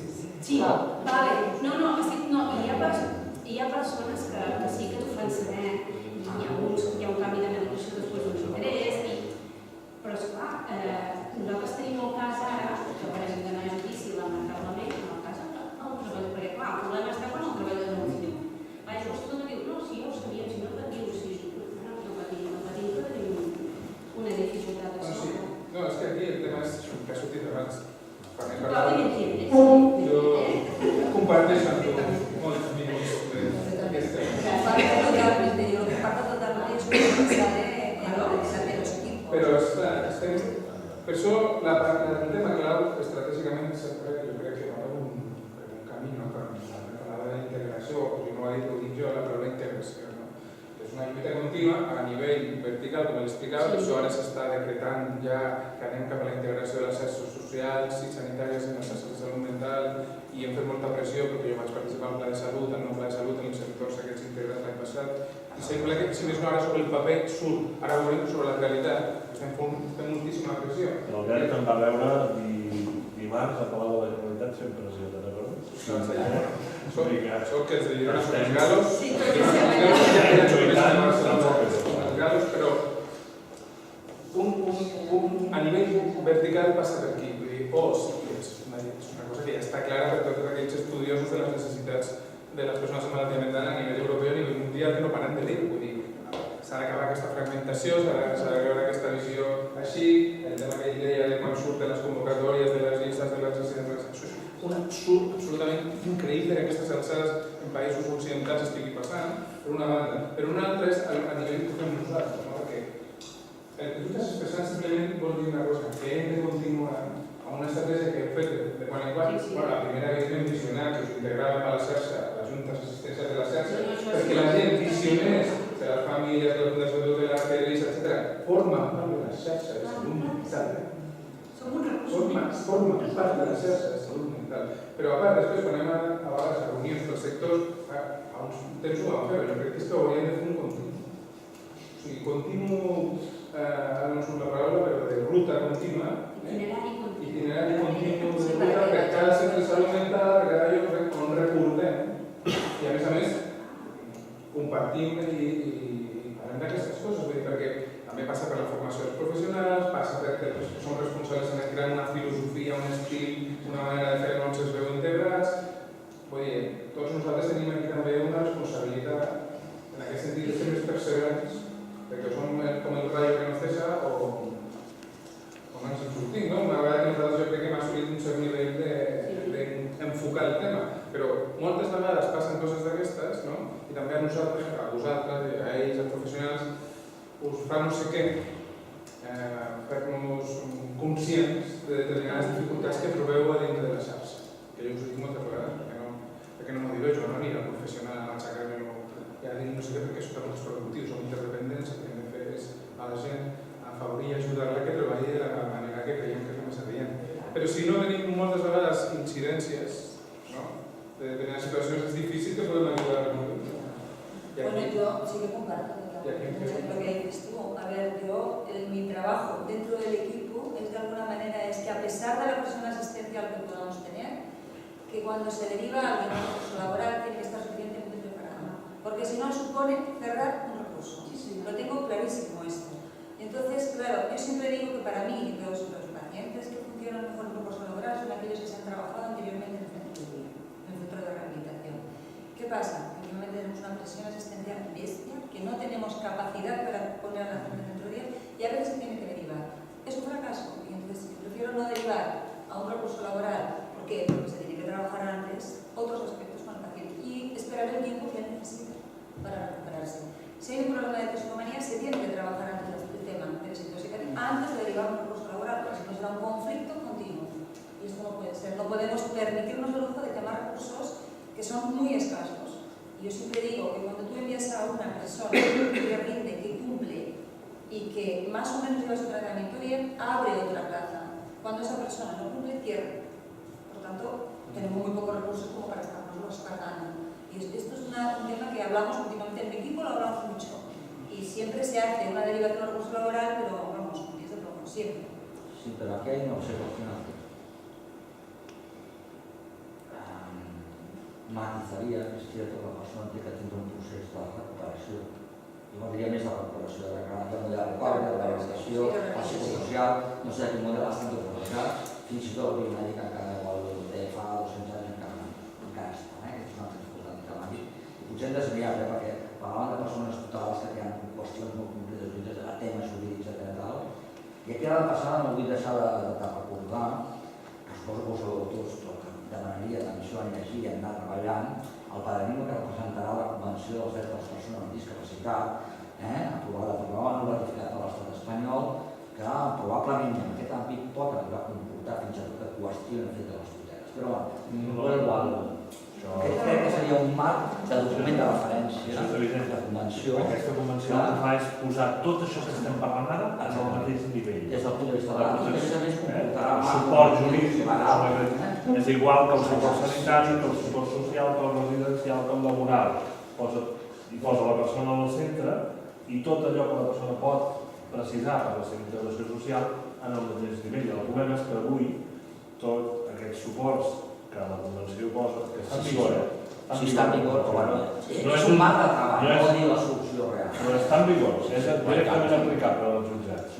El problema és que està, a l'hora de la veritat, tots aquests suports que relaciona, aquí els tenim cadascun en una botiga. Però això serà una eina per anar a Catalunya, fins i tot una interpretació d'aquesta i centrant aquí. I luego, sí, me acuerdo por el comentario que volia fer la precisió quant a la Castelló, un matiz, una precisió.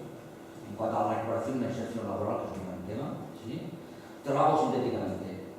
Ojo con la retención de que va a estar preparado para un proceso laboral cuando haya un proceso de rehabilitación triunfante. ¿Por qué no está claro? Porque a veces, desde la perspectiva de recuperación y la perspectiva social no biomédica, me voy muy esquemático, no es del todo cierto que un proceso de rehabilitación no pueda pasar al proceso laboral si no hay un proceso de rehabilitación, porque a veces son interactuables. En todo caso, no, y hay algunos que lo hacen. Lo que sí entramos es en un tema de la exclusión de recursos, ¿no? Y aquí entra en el tema de la flexibilización de las No, estoy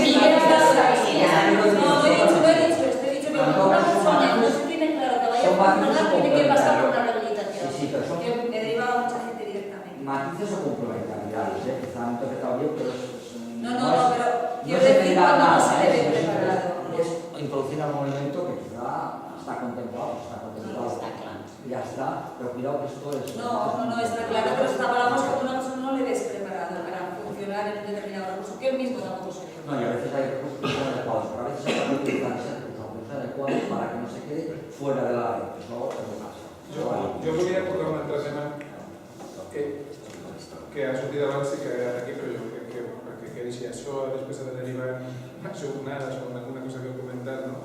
Jo crec que volia que quedés, perquè ha sortit diverses vegades, que és el tema de la implicació emocional de les persones que són cuidadores o acompanyants de les persones malaltes que ho has dit, les famílies, vosaltres ho heu dit abans, també s'ha comentat que a vegades confonem la necessitat de l'usuari o del pacient amb les nostres necessitats o les nostres angoixes que això es provoca, tot això, i que surt el tema aquest del suport emocional, vull dir, com que probablement ens tocaria més a la xarxa, en aquest sentit, com podem fer, que a vegades s'ha fet, ho sabeu, d'una manera a vegades més informal i d'altres més formal, el tema de com podem donar o potenciar aquest suport emocional, perquè és evident, fins i tot s'ha demostrat que hi ha el doble de probabilitat de patir problemes d'ansietat o de depressió que la població normal, aquelles persones que són acompanyades, cuidadores, etc., que els històriques també tenien el doble de probabilitat de tenir problemes d'ansietat que la població normal, i això sembla que a vegades no ho tenim suficientment en compte. I la importància que a més té això, donar aquest suport, precisament perquè les coses vagin d'una manera més...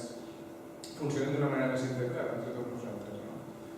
I bueno, ja està, ho volia comentar perquè és una qüestió que no tenim resolta, que estem força baixos. És un punt feble. En aquest sentit, des del dia a dia, treball d'habitatge i moltes vegades trobem les coses que no les veus normals. A vegades veus que des de dies es decideix una cosa i t'arriba la decisió, que no l'argument, que t'emportes fins allà. Des de la tutelar es decideix una cosa que arriba, la decisió, que no l'argument. Des de la xarxa t'arriba la decisió. No estic parlant de casos molt complicats, que ens sentem tots i parlem i ens expliquem per què, perquè si no sabem per què. Però a vegades el dia a dia et quedes amb una decisió, trobes amb aquell usuari, t'expliques, t'emprenyadíssim, tu no pots fer res, i no saps què fer, no saps què dir, no saps per on t'encarregues, i ho has de trampejar i portar. Sí, i a vegades ens coordinem molt en xarxa, però no parlem de més enllà de la decisió que s'ha pres d'aquí. Sí, i a vegades necessitaríem proposta per aquests. És el permís que queda gravat per preguntar-vos sempre com necessiti, però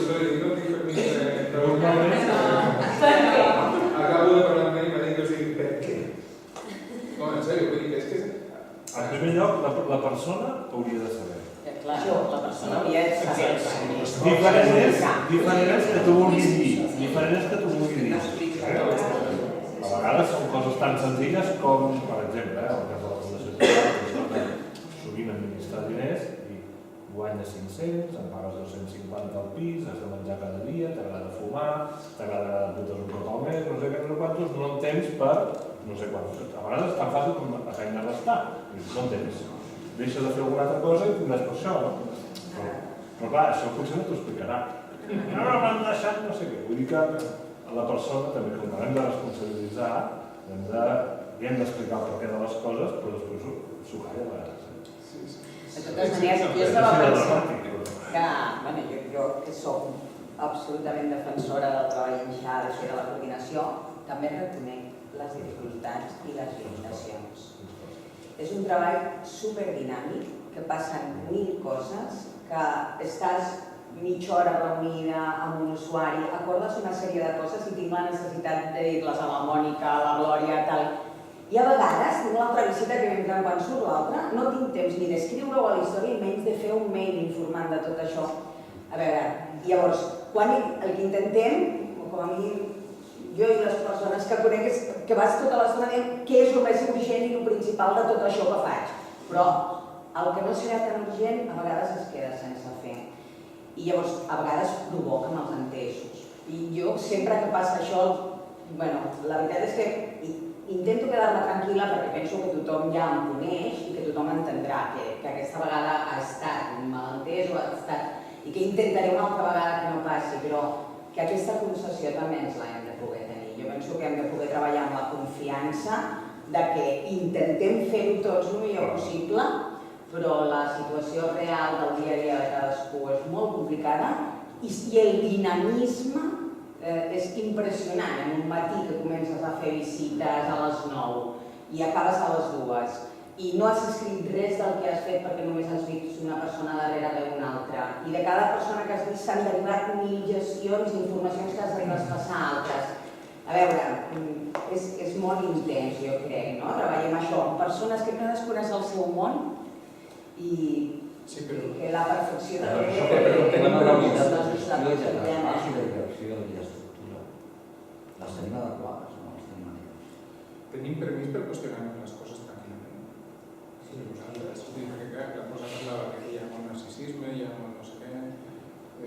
Sí. Poso un exemple. El referent de la Fundació Tutelar de la nostra residència. Ell entra allà, és una persona més de l'equip. En cap moment hi ha l'etiqueta aquest és de l'IES, aquest és de la Fundació. Igual que els monitors del col·laborant a vegades entren i no sé què a la residència. Però això té a veure amb les persones, no? Però les persones tenim unes tècniques de treball. És igual d'important la feina que fa en Jorge que la que faig jo. I en Jorge té la meva confiança i jo tinc la seva. Jo li dic, Jorge, en fulanito hem decidit això. Diu, cap problema, papa. I al revés. Per què? Perquè és l'única manera que la nostra feina se centri en la necessitat de l'usuari. Perquè, clar, l'usuari, si veu que estem fragmentats, és home. Ja hi som. La falta de consciència de Llavors, és un tema de respecte professional.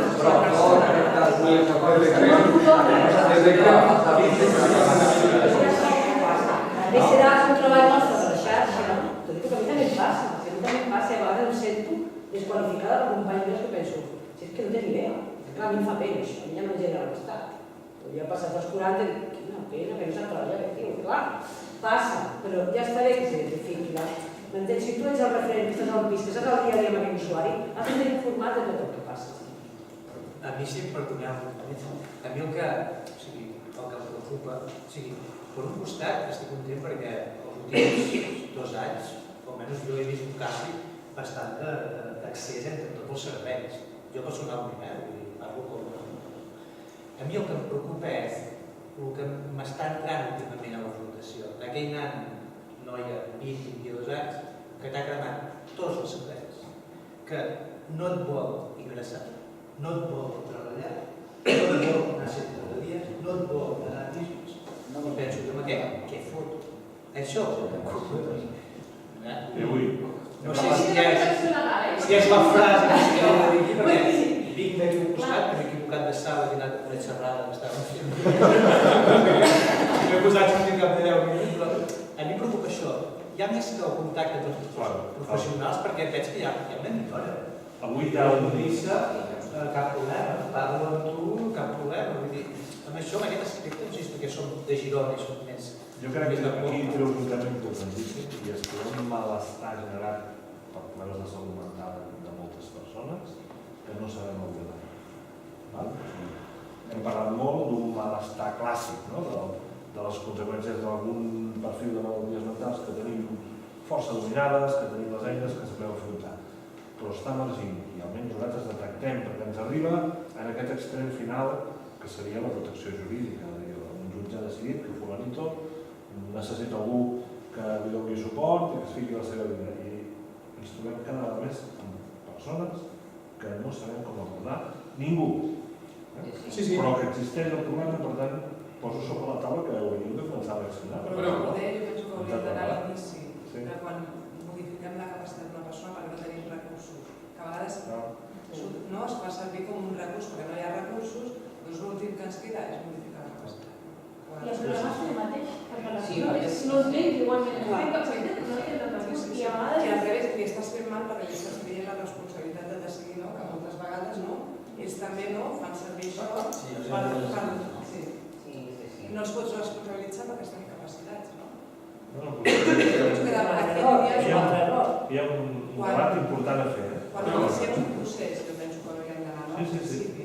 Està claríssim. Ja ho estem intentant, no? En el nostre sector, per exemple, hem fet un grup de casos complexes que tenim a la policia, als Mossos, als serveis d'urgències, d'emergències, al centre d'acollida, i que ens trobem mensualment una hora portant, però realment hi ha casos que no sabem què fer. No, i per això a més ens trobem. Hi ha patiment, hi ha evidentment alguna disfunció en la forma de funcionar mentalment que genera aquest patiment en bé a la persona o al seu entorn i que com no sabem com abordar, estem notant que sobta en algunes situacions cap a la via de que el jutge digui alguna cosa i aquells ja faran.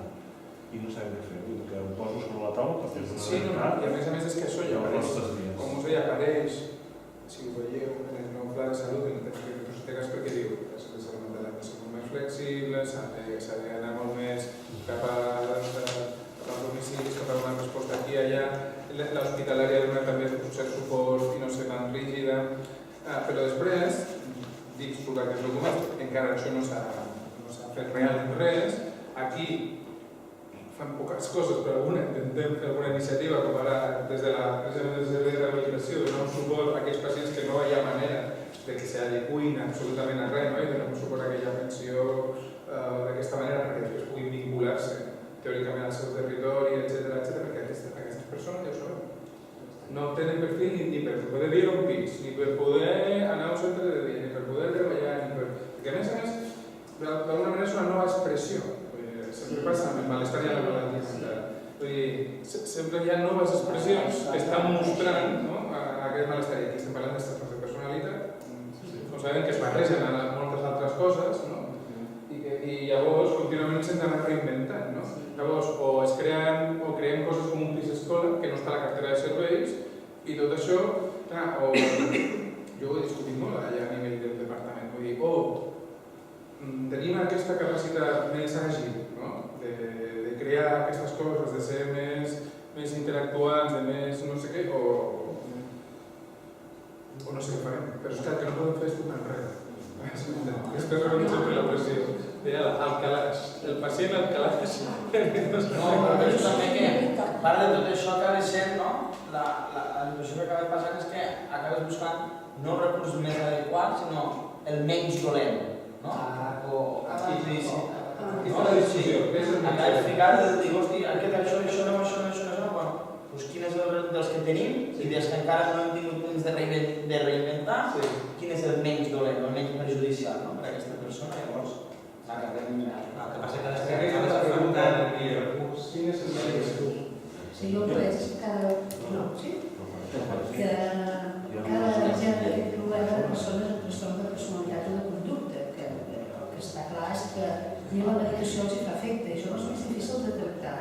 D'una banda, s'ofereix, estic totalment d'acord, però els recursos que hi ha són molt rígids i cada vegada més tenim una gran població que, almenys els nostres, jo parlo dels que venim de la sopa, no encaixen a cap recurs dels que hi ha, ni a COSOL, ni a RIS, Sant Martins, etc.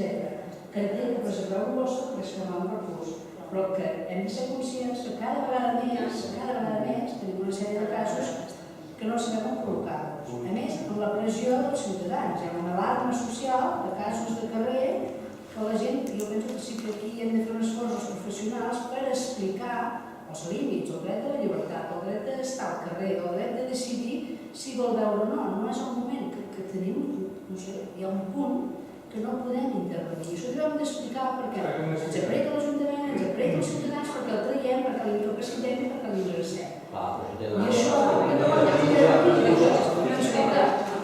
jo prefereixo introduir, hem parlat, però dieu que hi ha narcisisme en el gremi, i segurament tots els gremis hi ha narcisisme, però és veritat que jo diria, mirant des de fora, que sembla que heu parlat de la vostra tasca, suposo que ho hem demanat, no? De la vostra tasca, els aspectes que es poden millorar, etc. Però també un element important que us ha de preocupar, encara que no sigui el treball diari i quotidià que feu, que és com és que us arriba gent, el tema de la detecció, i en el sentit d'allò que podeu, des de la vostra mateixa feina, ajudar a fer perquè hi hagi un programa o algun tipus d'actuació que d'alguna manera incideixi sobre aquelles persones que tenen un risc, aquestes jornades són sobre vulnerabilitat, per tant parlem de riscos, no?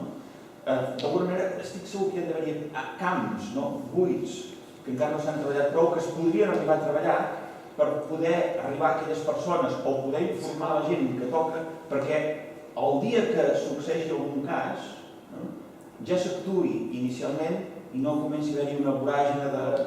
Parlo un exemple, per exemple, se'ns fan campanyes a tot dret de cuida el teu cor, fes esport, per exemple.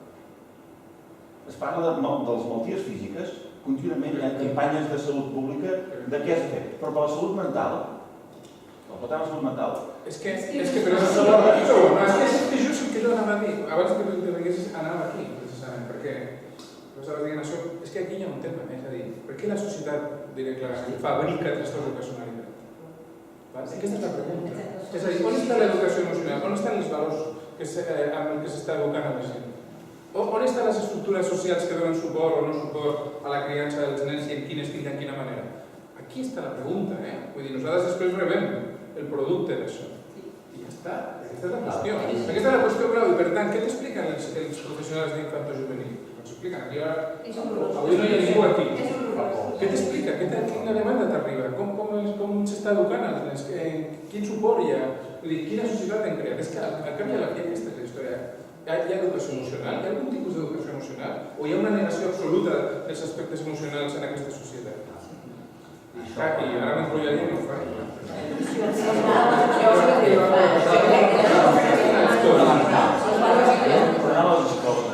Per exemple, jo dic, l'altre dia amb les persones grans, els vells, una de les coses que es va comentar va ser, hi havia una persona que deia, tio, 65 anys s'hauria de pensar que aquesta persona pot incórrer en una situació semblant a la que es troba una persona, per exemple, menor d'edat.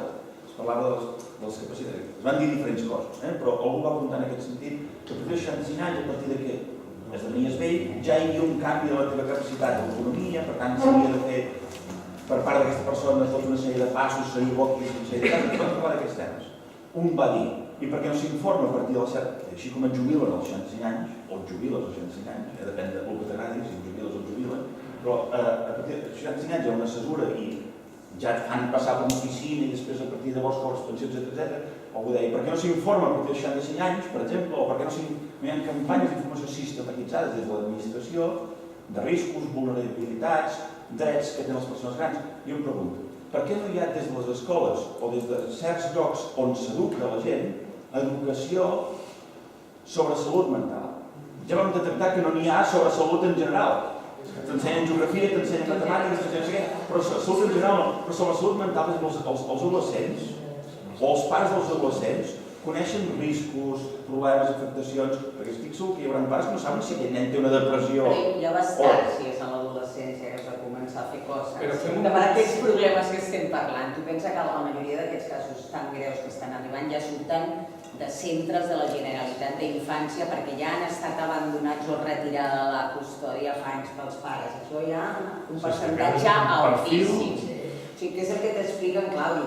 A veure, per les patologies clàssiques ja sabem què feu, no? Ja més o menys podem saber què feu. I per la resta de coses, una mica té a veure amb el sistema. Jo no sé tant, seria tot un debat per obrir per una altra banda, jo crec.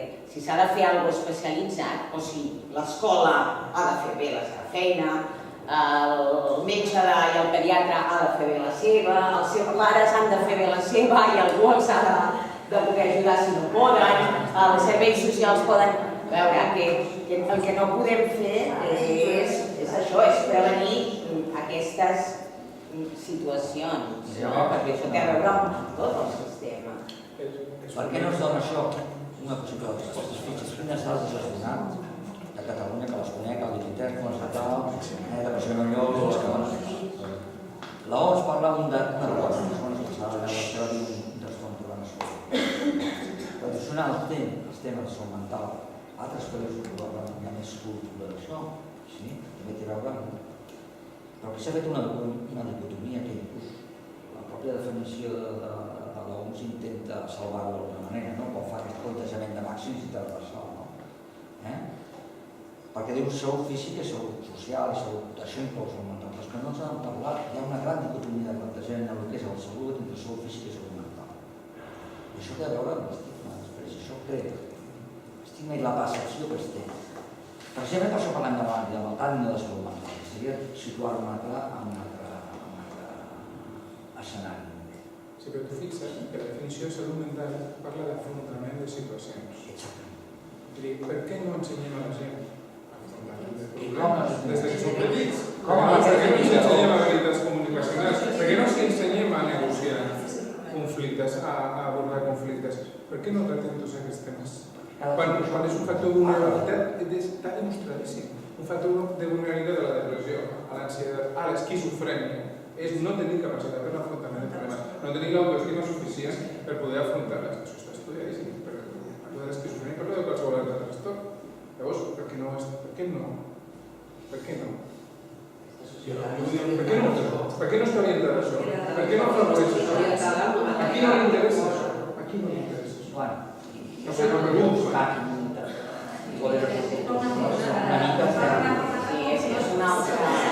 Perquè això precisament això, no normalització de parlar de salut mental,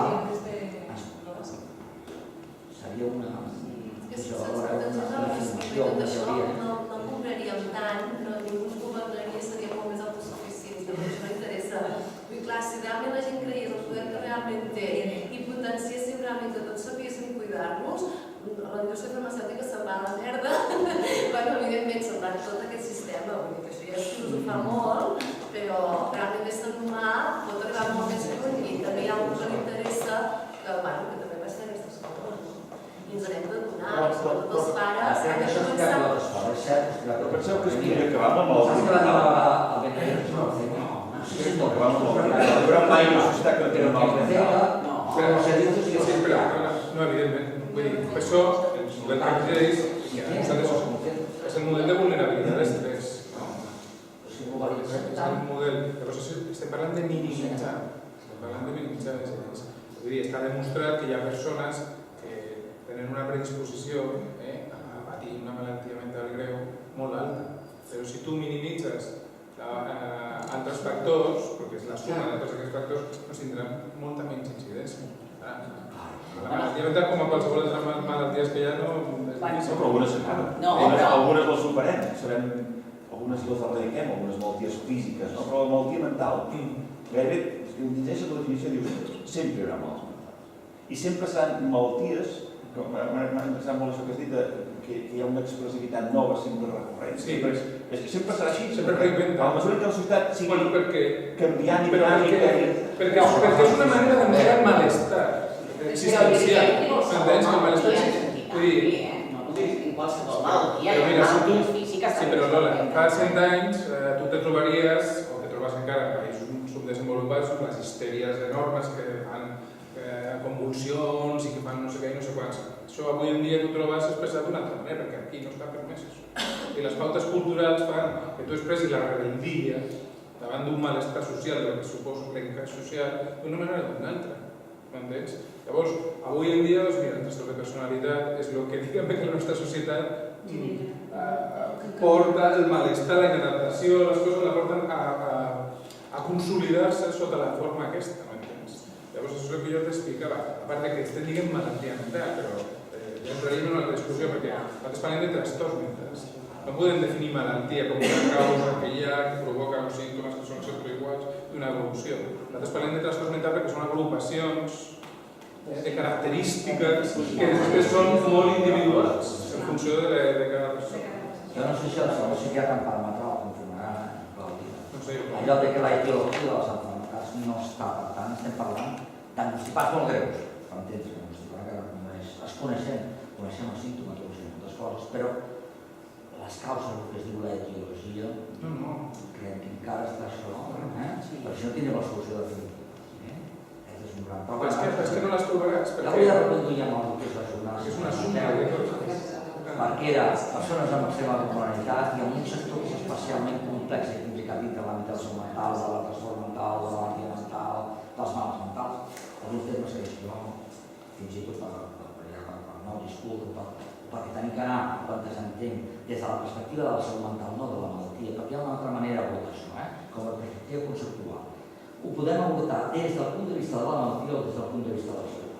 És a dir, quan jo tenia grans debats en dir la consciència en malaltia. Bé, no entraré en aquest debat que ja fa molts anys que l'he deixat, perquè anava a acabar les dades, sobretot en unes àrees molt determinades de la psiquiatria tradicional, però diria que una manera de veure, sense negar cap, una barrera de les dades, és dir que ens ho mirem des de la perspectiva de la salut, de gestionar la salut, no de gestionar la malaltia.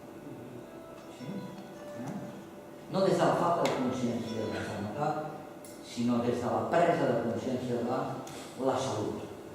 Salut, malaltia, és una visió una mica d'autòma, però que té un plantejament, un enfoc diferent, però clar, és una cosa molt genèrica. I per centrar, us torno a dir, no sé si coneixeu de la Convenció, que és un marc legal, perquè influirà molt, pot ser que influeixi. Hi ha un informe, no sé si ho teniu, del 2013, crec, no, 2013 no, 2012, 2011, que l'Estado parte de l'estat espanyol, la Convenció, que li surti una canya, no sé si aquest és un valdrà la pena que poguéssiu tenir molta feina probablement avui dia.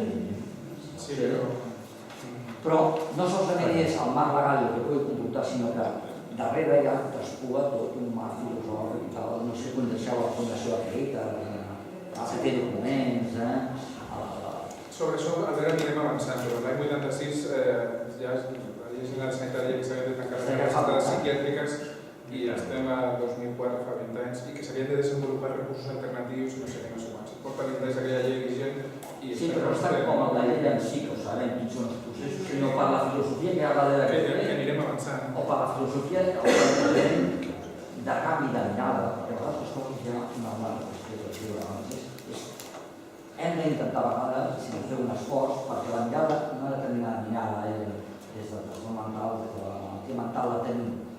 Podem fer l'esforç de, sense negar res de poder sortir, tant la capacitat de persones que recuperen com de certs problemes que pot haver-hi de relació, estructura, xarxa, relació professional. No hi ha cap psicòleg que encara no una paraula breu, tots el tenim. Pot haver-hi de les persones. Podem fer alguna més i canviar, veure una mirada diferent per veure els problemes d'una perspectiva diferent? Sí? Perquè moltes coses de l'educació sí, però que no són noves per ningú. Sí, però... Si ens ho mirem des de determinada mirada, no sé si podem fer l'esforç quin seria aquest angle del focus. L'evolució i tal és la qüestió de les perspectives, que ja sí que som per temps una mica així a l'aire, filosòfic i tal, però has canviat una mica la perspectiva de la mirada, o de la mirada de l'altre, que això ens costa molt, Us vam demanar assistir un parell d'hores i han passat. Déu-n'hi-do de coses que hem dit. No es tractava avui d'aquí d'acabar de dir-les totes, però sí suggerir elements que després podem treballar. Aquest treball pot continuar en el bloc que us hem referenciat al principi i seguirem rumiant-hi de cara a aquesta jornada que plantegem cap al mes d'abril, on sí que volem abordar la perspectiva d'una forma més tradicional, per poder dir allò que des de la Fundació Tutelar ens inquieta. Ens inquieta aquest malestar que a vegades es canalitza i com que no troba cap altre forat cap a nosaltres, potser no som l'única resposta als trastorns de personalitat de gent jove consumidora de tòxics i multidelinqüent, però avui som els que estem rebent la plantofada a la cara. Jo en aquesta jornada penso que el doctor Camps hauria de recomanar anar a tots els psiquiatres i psicòlegs de la nostra xarxa. És que anirem tots els treballadors socials i no en trobem res que canviarà, perquè nosaltres som les persones. I som les persones que més ho necessiten. De debò que hauríem dient que sempre ens tornem a convocar i a veure que estem els mateixos a totes les taules de llogats i llavors no acabem de fer el crit. Però els dies els citaré, l'home s'està jugant un lloc a la taula de la salut mental de la jornada. Molt bé. Jo només volia comentar una cosa que per al·lusions, perquè sempre en els debats passa el mateix. Resulta que jo soc mestre. I llavors una... A més de metge. Sí, bueno, jo he fet de mestre i tal, però en tots els debats, crec que en tots, és que això a l'escola ho tindria de fer, és que això per què no s'ensenya a l'escola de tenir? Perquè l'escola, o sigui, la vida i la societat i l'estructura social, tot això es replica a l'escola. I a l'escola cada vegada més s'ensenya a treballar amb valors, més i amb coneixements i amb valors. El problema no és de l'escola o dels professionals de l'escola, que a vegades també, sinó que el problema és de més amunt, és de les polítiques educatives que fan, no de les escoles. No m'hagués anat tranquil si no m'hagués fet sobre això, perquè són les polítiques que fan i més enllà de les polítiques, perquè pots divulgar els valors que vulguis, però si realment funcionen socialment uns altres i generen èxit i expectatives uns altres, ja pots predicar que la realitat i l'experiència de les persones passen per davant. Jo volia dir exactament el mateix amb els estudis de medicina i de psicologia. Perquè quan tu veus els alumnes, no sé si l'Oli, a Girona precisament estan molt formats en el social, en el comunitari, amb un model molt centrat en la persona, però es continua formant amb un model de símptoma, teràpia adequada i la persona... I segons el que us dic, és que això jo ho he denunciat 40 vegades. El Programa Nacional Informatiu diu què has de fer, com has de formar els professionals. El 90% dels hospitals de Catalunya no es compleix, s'incompleix de manera flagrant la formació dels professionals. I no passa res. I no passa res. No, però és que ho dic, ho he dit en públic als congressos de la RAP, és que no passa res. No passa res. I a més es fomenta a vegades, saps? Bueno, però és que ja està escrit, ja està definit. Mireu el Programa Nacional que hi ha una formació de psiquiatre durant els 4 anys i un psicòleg. I després jo estic totalment... Posa un exemple de... Doncs mira, no, em refereixo que el programa estatal de formació de psiquiatres, que és un programa de 4 anys formatiu, nos explica com s'ha de formar en psicoteràpies, en determinats abordatges psicosocials, saps? Tota aquesta visió que estan dient ells, centrada en la persona, i que un psiquiatre ha de tenir moltíssima formació d'abordatge psicoterapèutic, psicosocial, no sé, entrenament en habilitat social, no en la visió del model mèdic clàssic, m'entens? De malaltia, símptoma, medicació. Tractar una persona no és medicar-la, però està molt definit com ha de ser tota aquesta formació. I en canvi, en molts i molts hospitals o xarxes de salut mental, aquestes persones no salen d'una unitat concreta, per exemple, la unitat d'aguts, que passen allà 3 dels 4 anys quan havien d'estar passant la major part en la comunitat, en formació comunitària, etc. A més, només se'ls ensenya que si aquesta persona té una malaltia mental, una depressió, un trastorn bipolar, una esquizofrènia, és perquè té un neurotransmissor que li va malament, saps? I que no sé què, no sé quants, i és l'única causa d'aquesta malaltia. I per tant el que ha de mirar si les neurones estan repolaritzades o no repolaritzades, diuen aquestes coses molt pràcticament delirantes, però a més ho creuen. I llavors, el trist és que la major part de la gent s'està formant encara sempre, que a més això els dona prestigi, entrar en un tema de publicacions, d'una comunitat científica, els dona prestigi i això és el que acaba important, passar tesi doctoral sobre una cosa. Llavors, aquest complex d'inferioritat que ha tingut moltes vegades la psiquiatria respecte a altres entitats mèdiques, que són molt científiques teòricament, i aquesta sacralització de lo científic, provoca tot aquest reduccionisme que està fent tant de mal, perquè és a l'inrevés. La salut mental, en el fons, ha demostrat ser avantguardista en l'abordatge de les malalties cròniques. I avui dia se'ns està copiant per tot arreu, m'entens? Però curiosament, com aquest prestigi científic i aquestes coses són les que estan fent tant de mal. A la pràctica te trobes, no? Que tens una persona ingressada i diu, ja està per alta. Ja està per alta perquè ja està bé. Ara és social. Resulta que la persona no té on viure, no té diners, no té ningú que l'ajudi, no té amics, no té res. I jo dic, però a veure, és social, o sigui, tots aquests problemes els té perquè té aquesta malaltia. Si no tingués aquesta malaltia, que li nubla la seva consciència i que el fa... Llavors, no pot ser que ara tu facis aquesta separació. O sigui, atendre aquesta persona no està per alta. Aquesta persona també li has posat un tractament que comença a fer efecte. I ara comença la feina. No pot ser que ens ho partim d'aquesta manera. I això hem de continuar barallant-nos cada dia. Perquè segueixen havent professionals que ho segueixen veient així. Una discussió que té a veure amb la laboral. Tu com a psiquiatre que valores més? Que una persona deixi de delirar amb un tractament que tu li estàs donant que deixarà de delirar? O que continuï delirant i no tingui la capacitat d'anar a la feina i aguantar una feina? Això hauria de decidir una persona. Perquè a mi se'm diu al mig, escolta, a vegades hi ha pacients que no volen deixar de delirar, Aquí ja teníem temes ètics perquè no tenen una vida desagradable i el deliri els fa una vida desagradable. Llavors, els treballadors socials, una guerra que hem tingut sempre, a veure, a mi no el me diguis tant, que serà perfecte des del punt de vista simptomàtic, no tindrà cap simptomatologia, però el deixes fet un dia a casa tancat i sense fer res a dir. Jo m'estimo més veure aquesta persona una mica delirant, clar, depèn del deliri, clar, i que pugui anar a treballar que tingui capacitat d'anar a la feina. Aquest dilema entre tratar el símptoma i tratar la persona. De vegades es dedica als psiquiatres i què els ofereixes a canvi de deixar de delirar? Que vegin tot això, jo que torni tot. Una pregunta provocativa, vull dir, perquè tu vulguis que deixen de delirar i s'ha d'oferir alguna altra cosa, no? Ens quedaria molt més, però... Només una cosa, que a partir d'ara ja no ho retenim aquí.